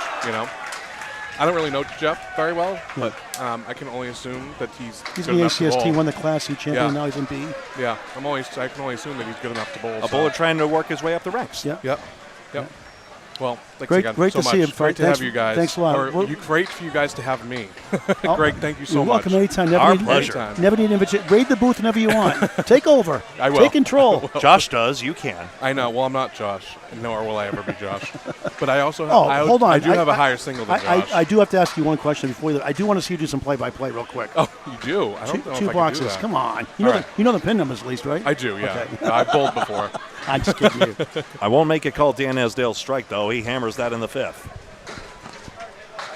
I wonder what Justin is looking back at here.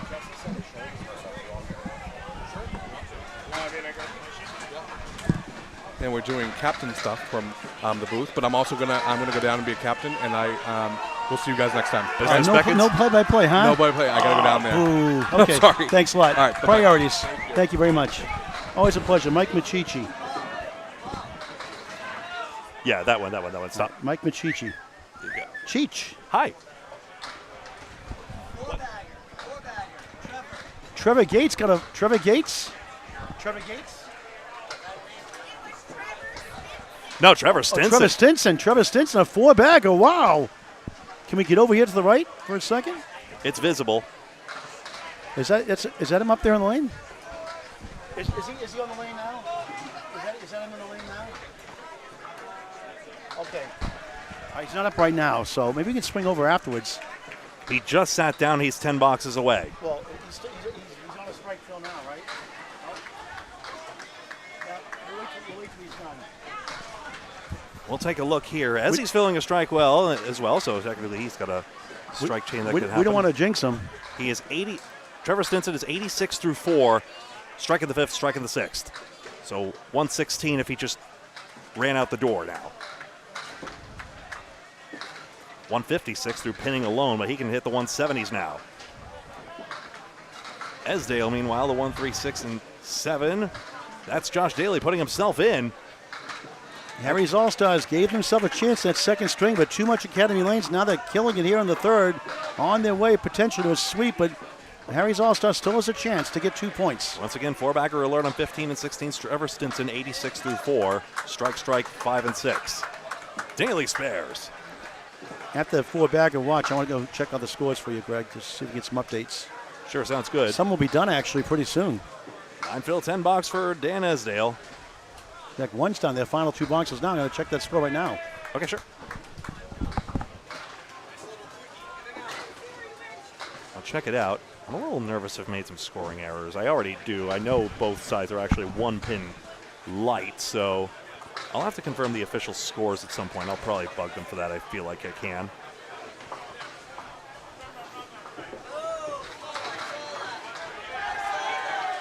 Parkinson gets the 4, 5, 7, and 8, filling his third straight mark.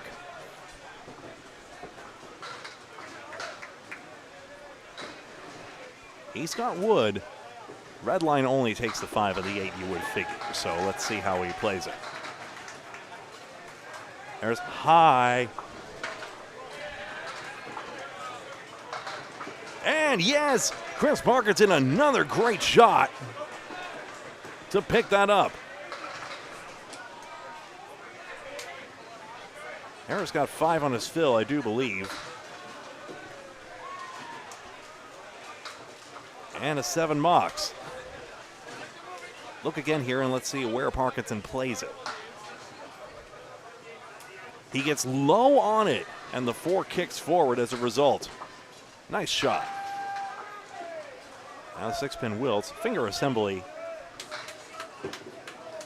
Might have wilted it. Parkinson does well to just carry on. 6 pins becomes 7. Wood turns around and that offers a chance for his 5th mark in a row.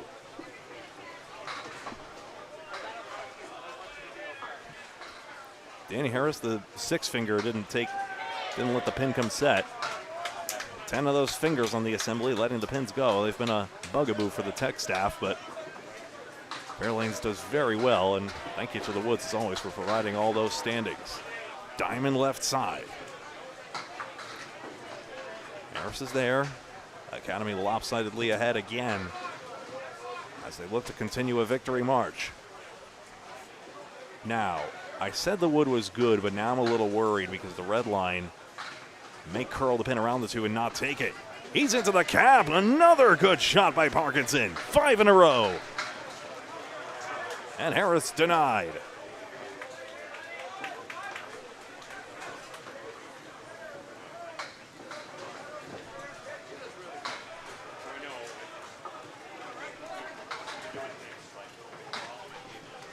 A 10 box for Harris. Aaron Fontaine, last game, 9th frame, was a 10. Okay. I'll mark that accordingly and just go with that. I know there's a pin opposite that I was light, so I'm going to assume I made the error in the same box to give it to James Humes for the time being. Easy to correct that scoring later because I know the margin was correct. Thank you, Karen, for that. We'll go with it right now since it doesn't affect the overall scores. And Greg, I trust you. Greg, 1 final is in already. 1 match is done. The 3rd match of the day. Team USA won the 3rd, 557, 545 of Drywall Concepts. That could knock Drywall out of first place. Remember, Fenway was 1 behind and Kingswood Bulletproof was 2 behind Drywall Concepts. And it was a 6-2 win for Drywall Concepts over Team USA. Team USA ends the day at 22 and 26 in the standings overall. Drywall Concepts goes to 34 and 14.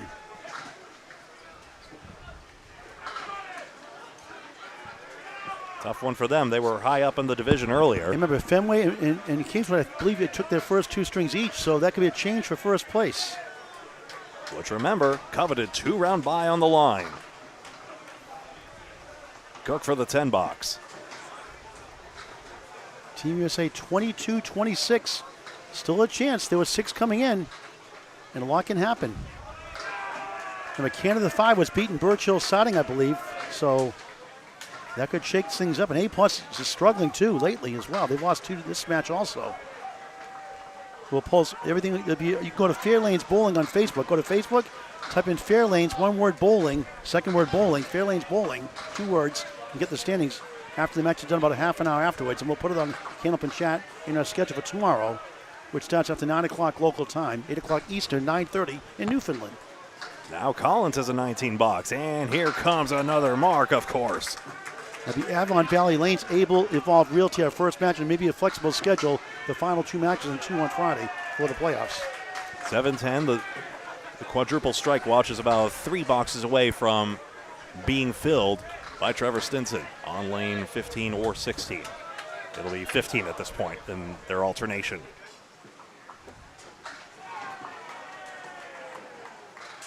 Sorry. Jake no go on the spare. Wood in front of the 10 pin.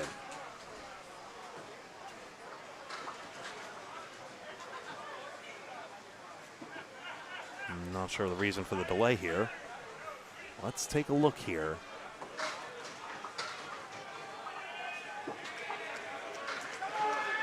That's Godwin going at it. It's possible Deadwood. He was waiting for the lane adjacent. He didn't want to run even the slightest risk of knocking a pin into that lane. He takes an 8 box.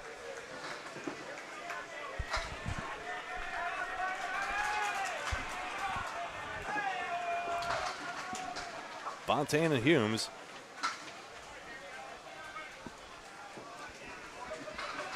Chris Parkinson has been a great anchor there. James Humes was their top performer last string.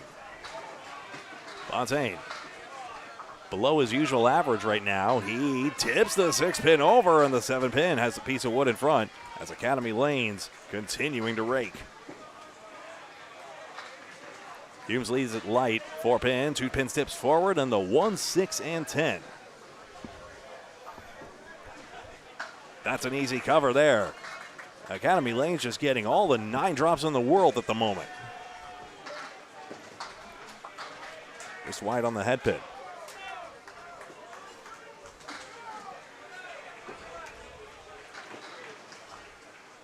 Keeping my eye on 2 lanes at once. And Trevor Stinson on him more than 44 over his box right here.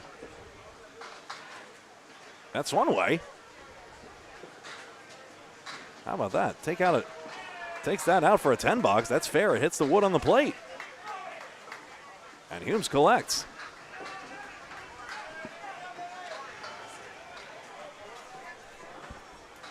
Let's see here. Nobody on Academy really headed for 400 right here. Just their opponents having a tough time getting much going at the moment. 6 pin. 1, 3, 6, and 7. There's a little more ambient noise. That's better. Aaron, 7 and another. 85 through 7 and another one in the 9th. A couple of pairs of spares. 1 and 7 for Humes to work this out.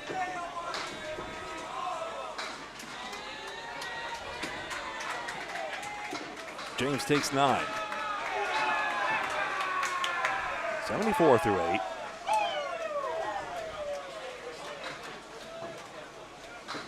Sean Taylor has had so many 9 drops.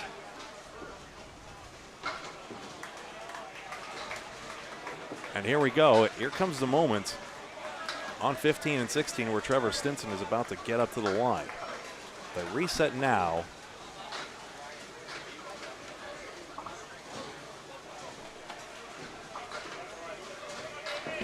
On our featured lane, Sean Taylor.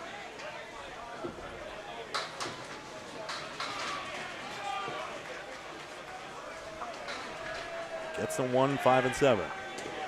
I'm watching 15 as well. And pin for Erickson, and he's got the 5 pin. He's got 9 on the fill. Here comes the moment. On 15, does he get them all by any chance here? Whoa! He fills 19 on that other strike.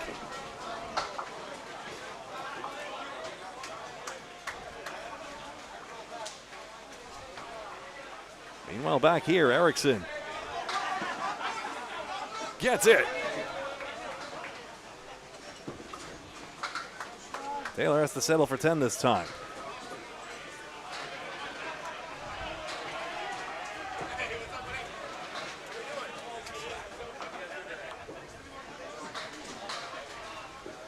So that would be 115 for the half, by the way. So he doesn't need another double strike for 200 if he keeps the marks going. How about the single? Yes, he's got his.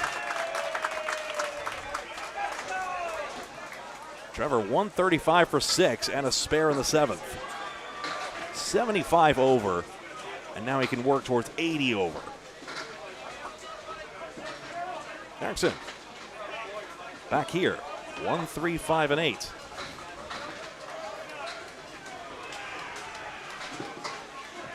Taylor, 5 pin taken out.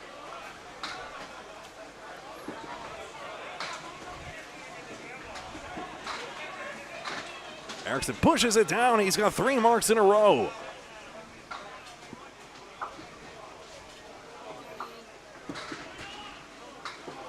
Then to, oh no, wait a minute.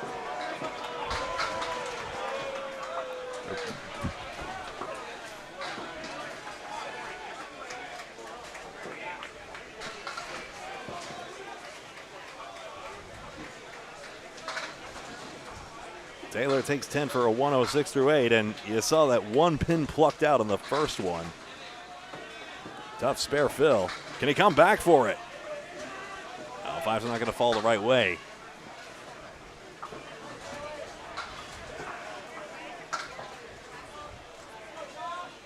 He still has the racetrack for 200, but he needs to essentially mark out.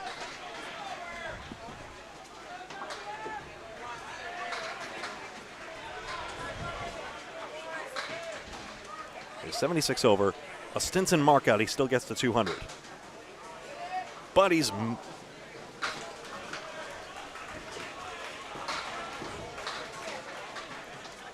he's throwing his 3rd ball there, so now he needs a double again. Still, great work in there. Daly gets 5 on his. 3, 4, 6, 7, 10. 1, 2, 7, 8, 10 for Esdale. Daly tries to rip it, but the 3-pin just goes straight back. Esdale. Ball bounces between the 7 and the 8 spot. And the pin action does not a whole lot of good for the 8-10. Skinny hit on the object pin. 10 and 8. Daly plus 2.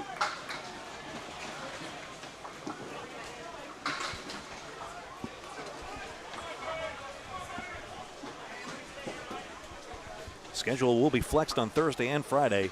We got matches for you all week long here at Fairlanes Bowling Center in Moncton, New Brunswick. Big favor, please like the video by hitting the thumbs up button.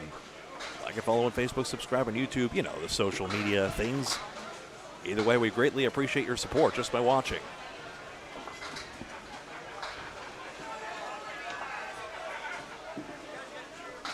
And yes, Nico, you shall be advised at the proper moment.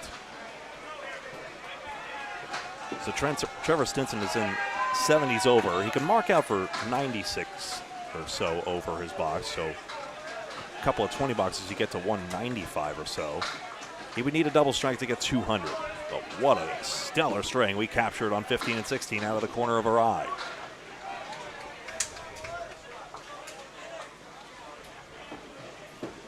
Thank you to the bunch of spikes there for alerting me to that.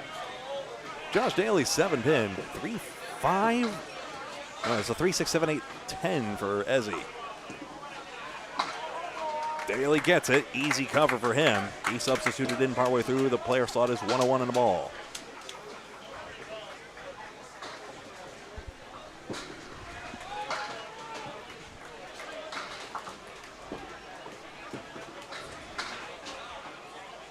This should ramp in. Let's see. Into the wood takes out a few pins. Esdale takes 8.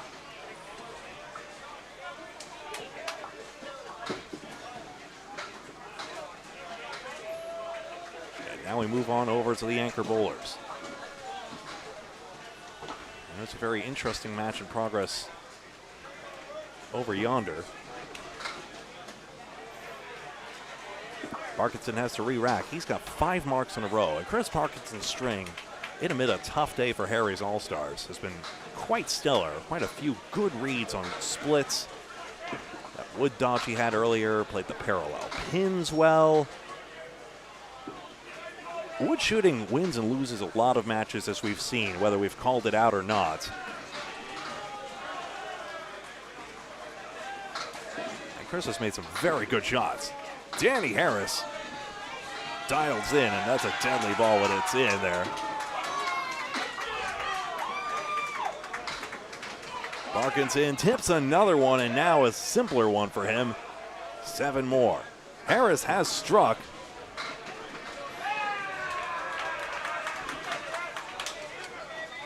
Didn't see that coming, I'll be honest with you. I was looking down. Parkinson gets it. And he spares for his 6th mark in a row amidst it all. Craig, we got into the 130s. We got an update. Drywall Concert, we mentioned, went to 34-14, going 6-2 the last match. Maria Subs took 6 points to 2 over Stars and Strikes in a close match.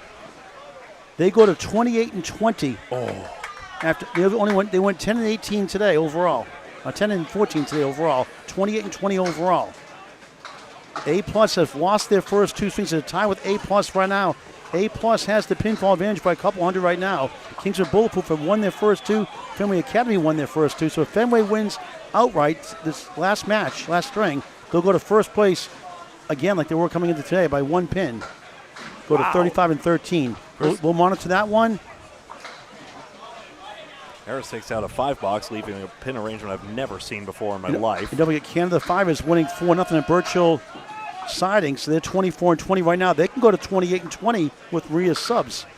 With Maria Subs, the pinfall advantage right now, but they're not that far behind. So stay tuned for more information.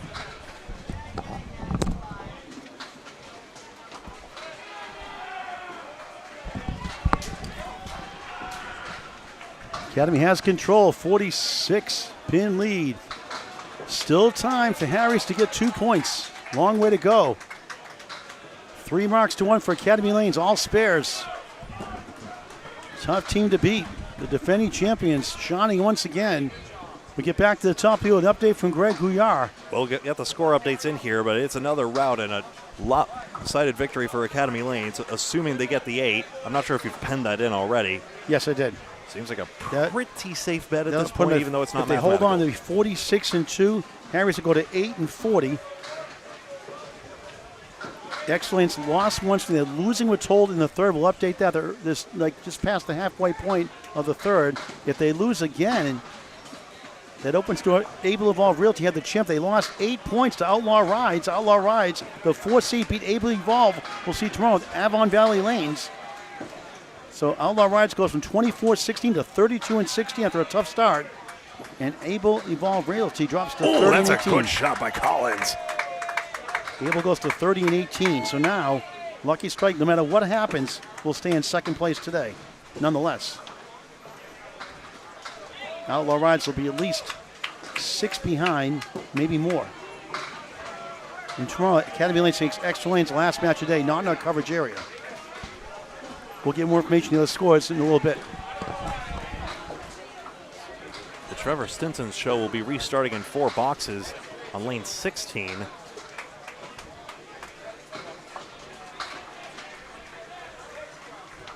He'll need more to get to that 200. He needs another double strike after all the ones he's already thrown. 3 fill for Collins. Cook, yes, the pins all do clatter. He gets a second mark. Brother Charles, 10 pin. Oh, that's 10 pin was nudged for sure. Playoff bracket, top 5 teams in each of the 2 12-team divisions advance. I guess that pin's just not going to go down anytime soon. Charlie Collins 111. And the top 5 teams in each of those divisions advance. Top seed gets a 2-round bye. The other 4 teams in each division play down to 1 in each division, who will then face the number 1 seed in that division. And then the remaining seeds in each division face each other in the grand final. Key point, whoever is 5 and 4 seed in one division faces the 2 and 3 seeds respectively in the other division, including the 5 and 4 seeds having to take the walk to the other division's lanes, left or right.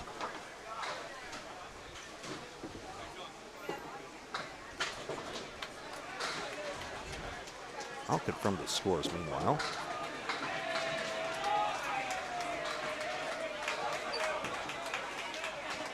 That's correct on Academy side.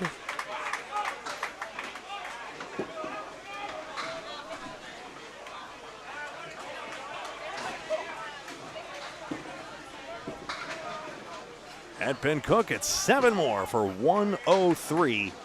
He substituted in. Player slot doesn't make it to 300, unfortunately.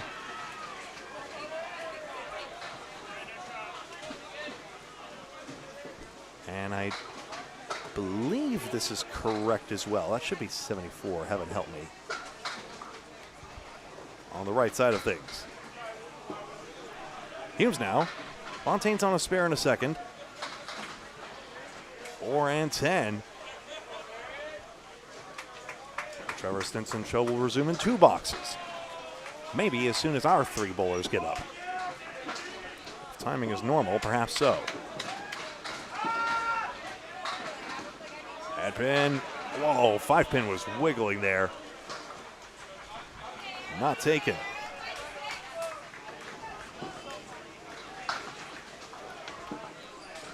.410. Humes trying to kick it over. It goes end to end and doesn't take it. 5 and 7. And, guess we'll have to call that. Fontaine just made that, by the way. That is a 10 box. That is an afterthought now, but could be a crowd uproarious shot in a moment.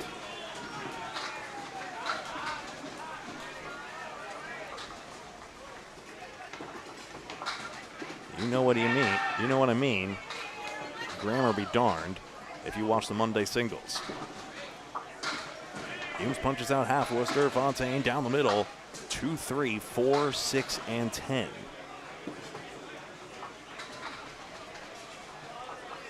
It's an 8 box for Humes.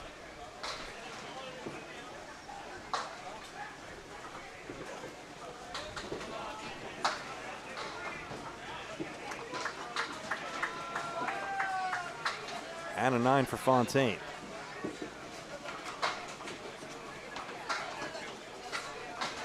Jeff Duguay about to give way. Trevor Stinson will soon be on the lane. Oops, sorry, I'm a pin light again. I'm going to assume it was a similar error I made last time. 9 and 10. Feel free, Duncan. Hop on in. Duncan, here's what I need your help with. Trevor Stinson is about to get up on 15 and 16 as well. He is currently on 155. 155 through 8? Yep.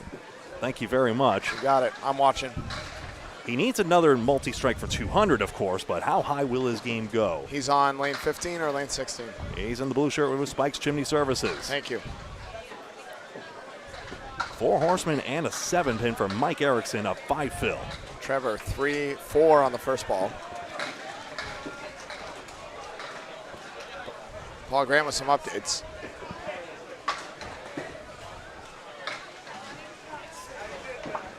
That should all be good. Okay, we got an update whenever you're ready. The third balls, I have nothing. Duncan. Wreck and Roll takes 6 points over Graph and Flooring. They go to 22 and 26. They're still a bubble team. We'll need some more help to get there. Drywall Constant again took 6 earlier. They're 34 and 14. Waiting for an update on the other matches. Fenway Academy looking to get first place after today. Nice 10 for Trevor as he goes to 165 through 9. Oh. Yeah, that one. Okay. Thank you for doing what was imposed upon us. Oh, sorry. Just do this. How about that? There we go. That's me. All right, there we go. And we're good. All right. Sorry about that. Technical difficulties. I should have said no. That's my bad. Technical difficulties is a Can't Open Bowling Network tradition. We try our best, and we do our best. It's not always perfect, and that's okay. When you try your best and you still succeed. Taylor, this will be pretty. Oh, ball! Sneak attack. A 2-7 pin. Beautiful shot, Sean Taylor. Trevor needs to make a Caleri here to get a mark to get into the 180s. I guess it's more like A2 Epco, but anyway. Paramount? No matter. 8 box. Ace? That's a new one. Trevor Starner, I believe. Yeah. Stinson. Oh, skies the head pin. He has tied Tim Talbert's 171. He has 1 ball in hand, 6 pins to go. Dave Barber just made a 6 shot. Pretty sure it's Dave Barber. He has a very unique delivery. Yes. And Trevor is going to get 2. 173 for Trevor Starner. Stinson. John Starner is podcast host. I'm trying so hard, man. No worries. 5 box for Sean Taylor, 131. And is that the new tournament high single? Is that where you were referencing? I believe so, unless anything else has been thrown larger today. Let's see. We'll take a look here. Oh no, to Tyler Reese, 182. Duh. Oh, that's right. I'm so sorry, Troy Fournier. You told me this a million times. Tyler Reese, 182. We at Can't Open Bowling Network do not acknowledge Tyler Reese or his 182s. Yeah. Still in that outstanding string, 173.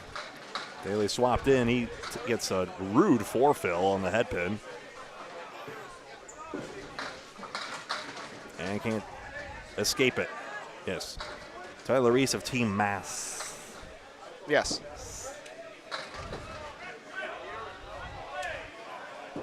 They ended up yelling at me until I called them what their actual team name is for the 3rd and final string. I figured I owed it to them. Bob wasn't there. No one could stop me. I think it's like after after 2 hours, it's like the YouTube watershed. Yeah. Whatever.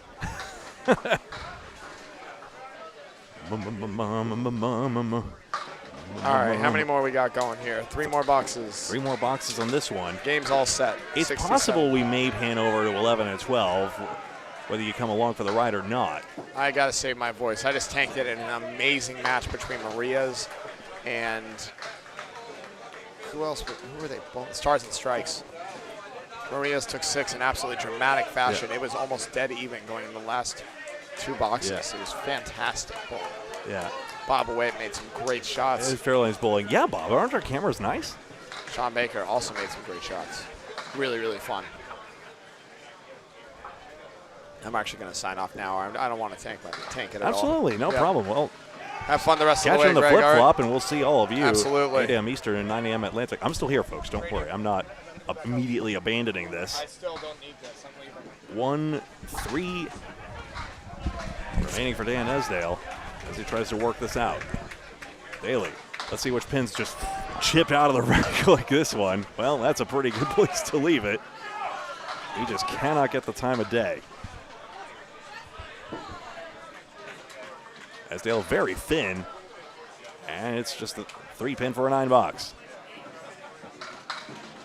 A banana split was Casey McCool of Lakeside Lanes. Always Hungry is growling. We get an update. Fenway Academy had a chance to take number 1 if the Drywall Concepts took 6. Fenway loses the 3rd to A+ Accounting. Fenway Academy has 33 points. Drywall 34. Kingswood has won their first 2. If they win, they'll be tied with Drywall, but Drywall has the tiebreaker in pinfalls. It'll be Drywall, Kingswood, and Fenway 1, 2, 3, and A+. 26 and 22 after losing 6 to Fenway Academy. 26-22 behind on Maria Subs 28 and 20. So it looks like A+ has now dropped to 5th place. Heading to the final. Oh, Harris gets that strike to go after a hot second. That's about the second slow hammer he's had in the string. Parkinson, keep rolling. Yeah, no. That head pin will not go down.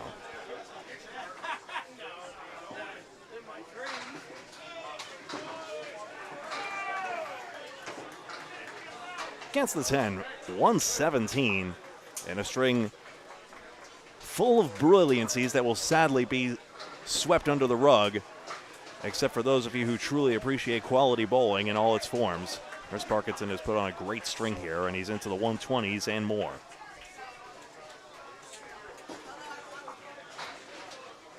Losing the range in these final few boxes, but has the Bob Caleri leave. 1, 3, 6, 8, 10. Harris, that 7 pin is being annoying, and now it's dropping just where it belongs. 1, 2, and 4. I'll actually put the strike on the score. Oh, Horseman run down. Hey, thanks so much, James, for your kind words. Always appreciate you in chat. 2-4. Harris's strike fill is 9 to take us out. So, 9 fill for Danny Harris, 10 box for Parkinson, 10 box for Harris. I'll put the final scores up here. Greg, real quick, Greg. Kingswood had a chance to get the second place. They lost the third string, so 1, 2, and 3. Drywall, Fenway, Kingswood goes 6 and 2. So Drywall 34 points, Fenway 33, Kingswood Bulletproof 32. Maria Subs 28, A plus 26. Those are the top 5 seeds after day 2. Yeah, no rush. I'm not going to rush this broadcast off. I'm not going to rush it off. Pending Canada 5 could jump A plus for 5th if they win outright. Especially since I'm not 100% sure on the scores here. 601 listed for Academy is confirmed. Yep. Harry's is 527 instead of 528. I wish we could slide over to watch the other action if we can, but I don't know if we can do that. Canada 5 in the running for a top 5 spot right now. They sure can. But the scoreboard's hard to read, though. We'll just monitor that one. Yeah, well, remember, we had a preview of, we said we might do 11-12 every now and again. Yes, the left division there. All right, well, I'll get an update in that in just a minute for you.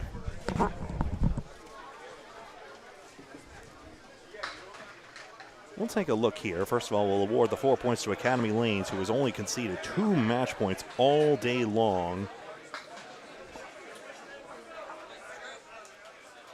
Incredible dominance for a team considered one of the favorites and a possible repeat champion.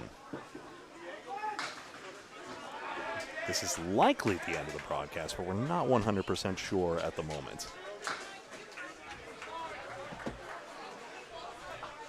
I'm going to actually see if I can pilfer that.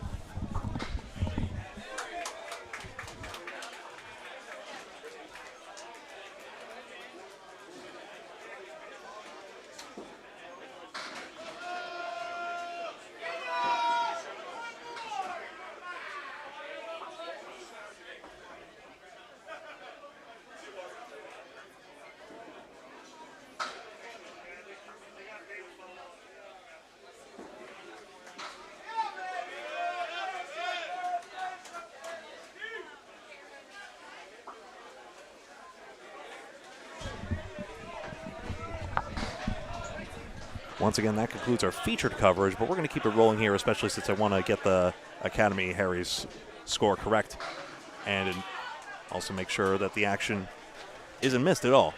Paul, we're still hot right now if you want to check in with something. Greg, Lucky Strike lost 4. They go to 40 and 8. They're now 6 behind Academy Lanes. That showed on the last match Friday afternoon, the 11th and final round, the round-robin tournament. And that was Spike's Chimney that beat them. So Academy sweeps, so they hold at least a 6-point lead in the division. So Spike's Chimney still outside looking in 22 and 26. That's a huge win for them. I'm trying to get the scores confirmed in this match, by the way. Yeah. Brett's going to check the scores on the scoreboard for the other side. Extended coverage on 11 and 12. We will be flexing our schedule tomorrow after the first match. Avon Valley Lanes and Able Evolve Realty. After they'll be flexing between 11, 12, 15, 16, and maybe 13, 14 still, pending the standings and playoff situations. Birchhill Siding coming in the shift 20 and 20. They lost the first 2 to Canada 5. We're now 24 and 20. They're dead even, but Birchall Siding had the pinfall by a couple hundred. So Canada 5 takes 6 at least to get ahead of them in the standings, and they get 8. They'll tie Maria's subs. Maria's on the tiebreaker, and they'll put A+ accounting in 5th. 6th. I'm going to check out the scores real quick, Greg, if you don't mind. Sounds good. I've got some scores to read as well from this one.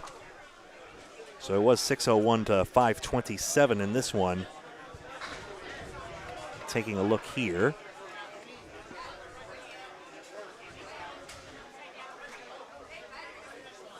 It was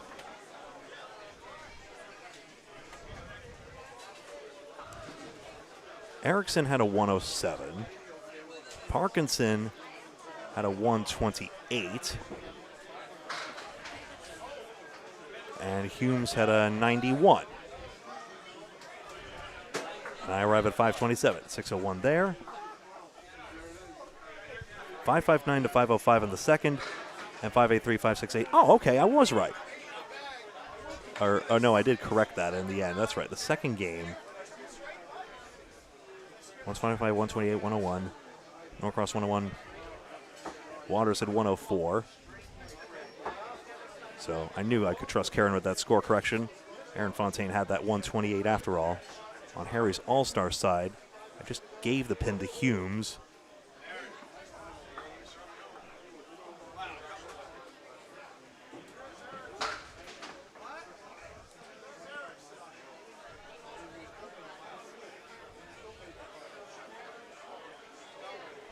$93 for Cook, 95, and 93 for Rich in that one.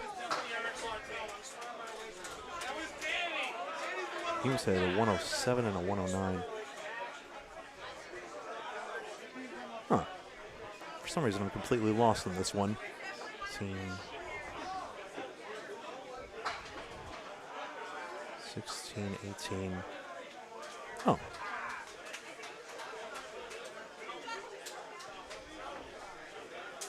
There's definitely the first player slot. I wasn't right to give it a 98. I think it was, instead of Humes, it was, who was fourth in that match? Okay, I got updates whenever you're ready, Greg. I don't want to ruin your trance here. I know you're trying to see that score from way afar. Let me know when you're ready. In that case, it would be Rob Linehan should have had 102. That's what should have happened.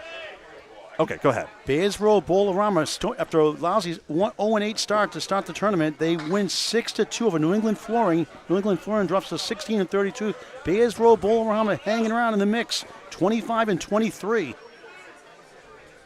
Extra Lane split 4-4. Their match was Spikes Chimney. That puts them at 48. Spikes Chimney, 22-26. The Hatcheman took 6 points the last match. Had a good day today. They're 20-28. Still not out of it technically. They took 6 points off Oakland Park, who was 7-41. So all the standings are up to date. I'm going to just fix this scoreboard here and recap the top 5 for each division. But this one's a big one for Canada 5. Canada 5 will move into the top 5, supplant A+ through 2 completed days with still 5 more rounds left. Get my binoculars out and see if I can see it. Oh, I got the cosmic light stuff to deal with here. Hold on. I got an idea.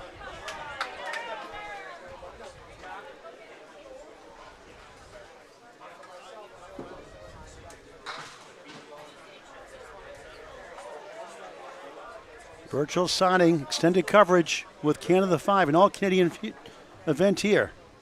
Canada 5 trying to get the sweep and move into the 5th place. That'll help. Spare. And a 7 the other side for Birchill Siding. So 275 through the first 2 for Birchill.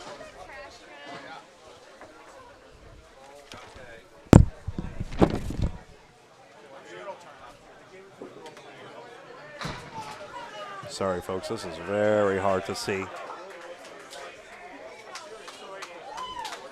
275, that should be 368 after 3 in that case.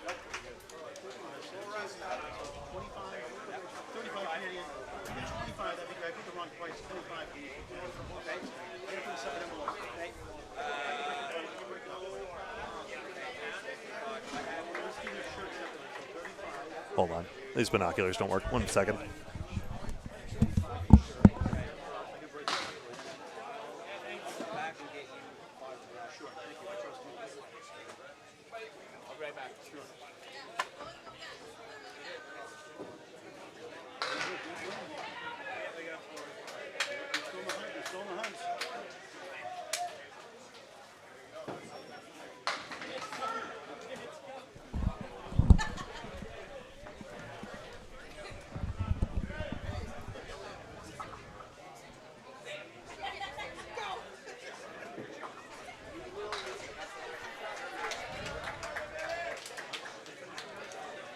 Currently 378 for the first three versus 368 for the first three.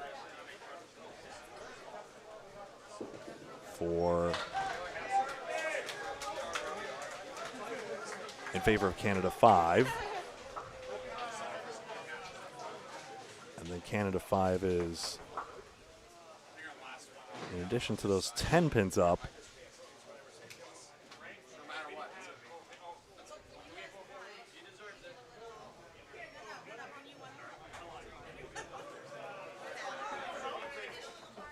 this is a very close one there. I think it's within a couple of pins, honestly. Very hard to tell either way. No marks either side.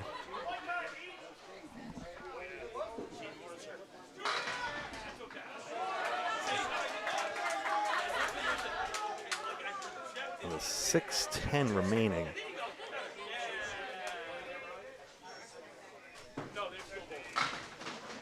I'm not even all the way over on the pin cam. What a disaster. There you go. Now you see it. That probably just gave Canada 5 the lead. Canada 5's wearing the dark shirts. Birchall just took 10, and I do believe Canada 5 just took the lead in this one with that spare in the 10th.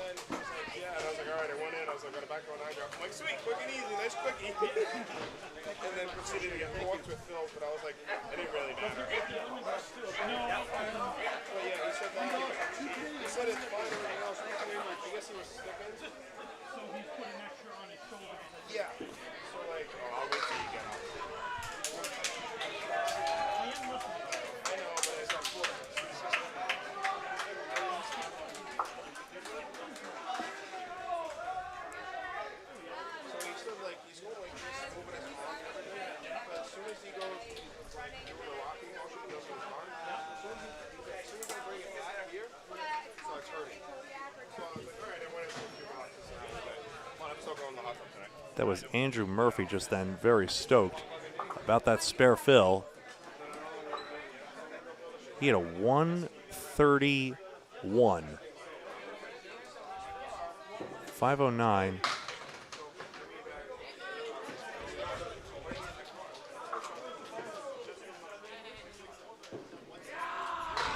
.57. And Schultz just got this one. Matt Schultz, the anchor, and Canada 5 is ecstatic about this one as they try to sweep, it looks like. Virgil siding. This looks all intact, but the 10 pin does not get taken.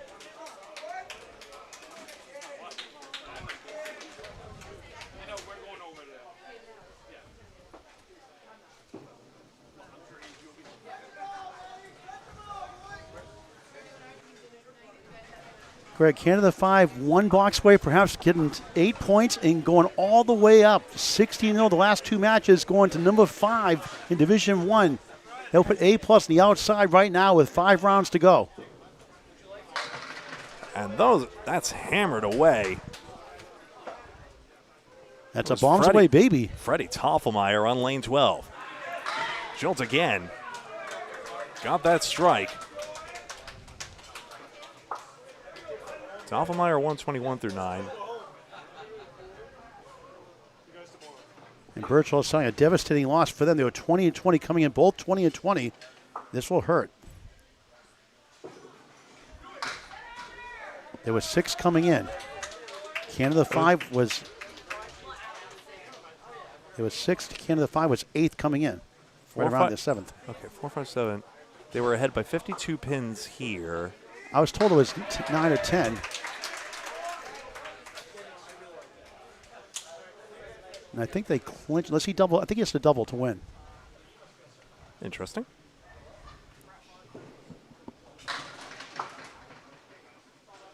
Canada 5 takes 8 big points. A shakeup in the standings, folks, after day 2. We'll put the post on Candlepin Chat later on. You can also go in about a half an hour to Fairlanes, one word, Fairlanes, second word, bowling. Fairlanes Bowling on Facebook for more information. Canada 5 stuns, goes to 28-20 ahead of A+, who was 26-22. And now, can Birchill Siding bounce back tomorrow, 20-28? Always in the running. Greg will wrap it up. That's it for us. Thank you very much for watching this presentation of the Men's Worlds, the International Candlepin Championships from Fairlanes Bowling in Moncton, New Brunswick. On behalf of Paul Grant, Duncan MacDougall, our executive producer Bob Lee, my name is Greg Gouillart. Thank you very much for watching, especially if you made it through this long-winded outro. Canada 5 on the rise. Thank you very much for watching, and until next time, so long.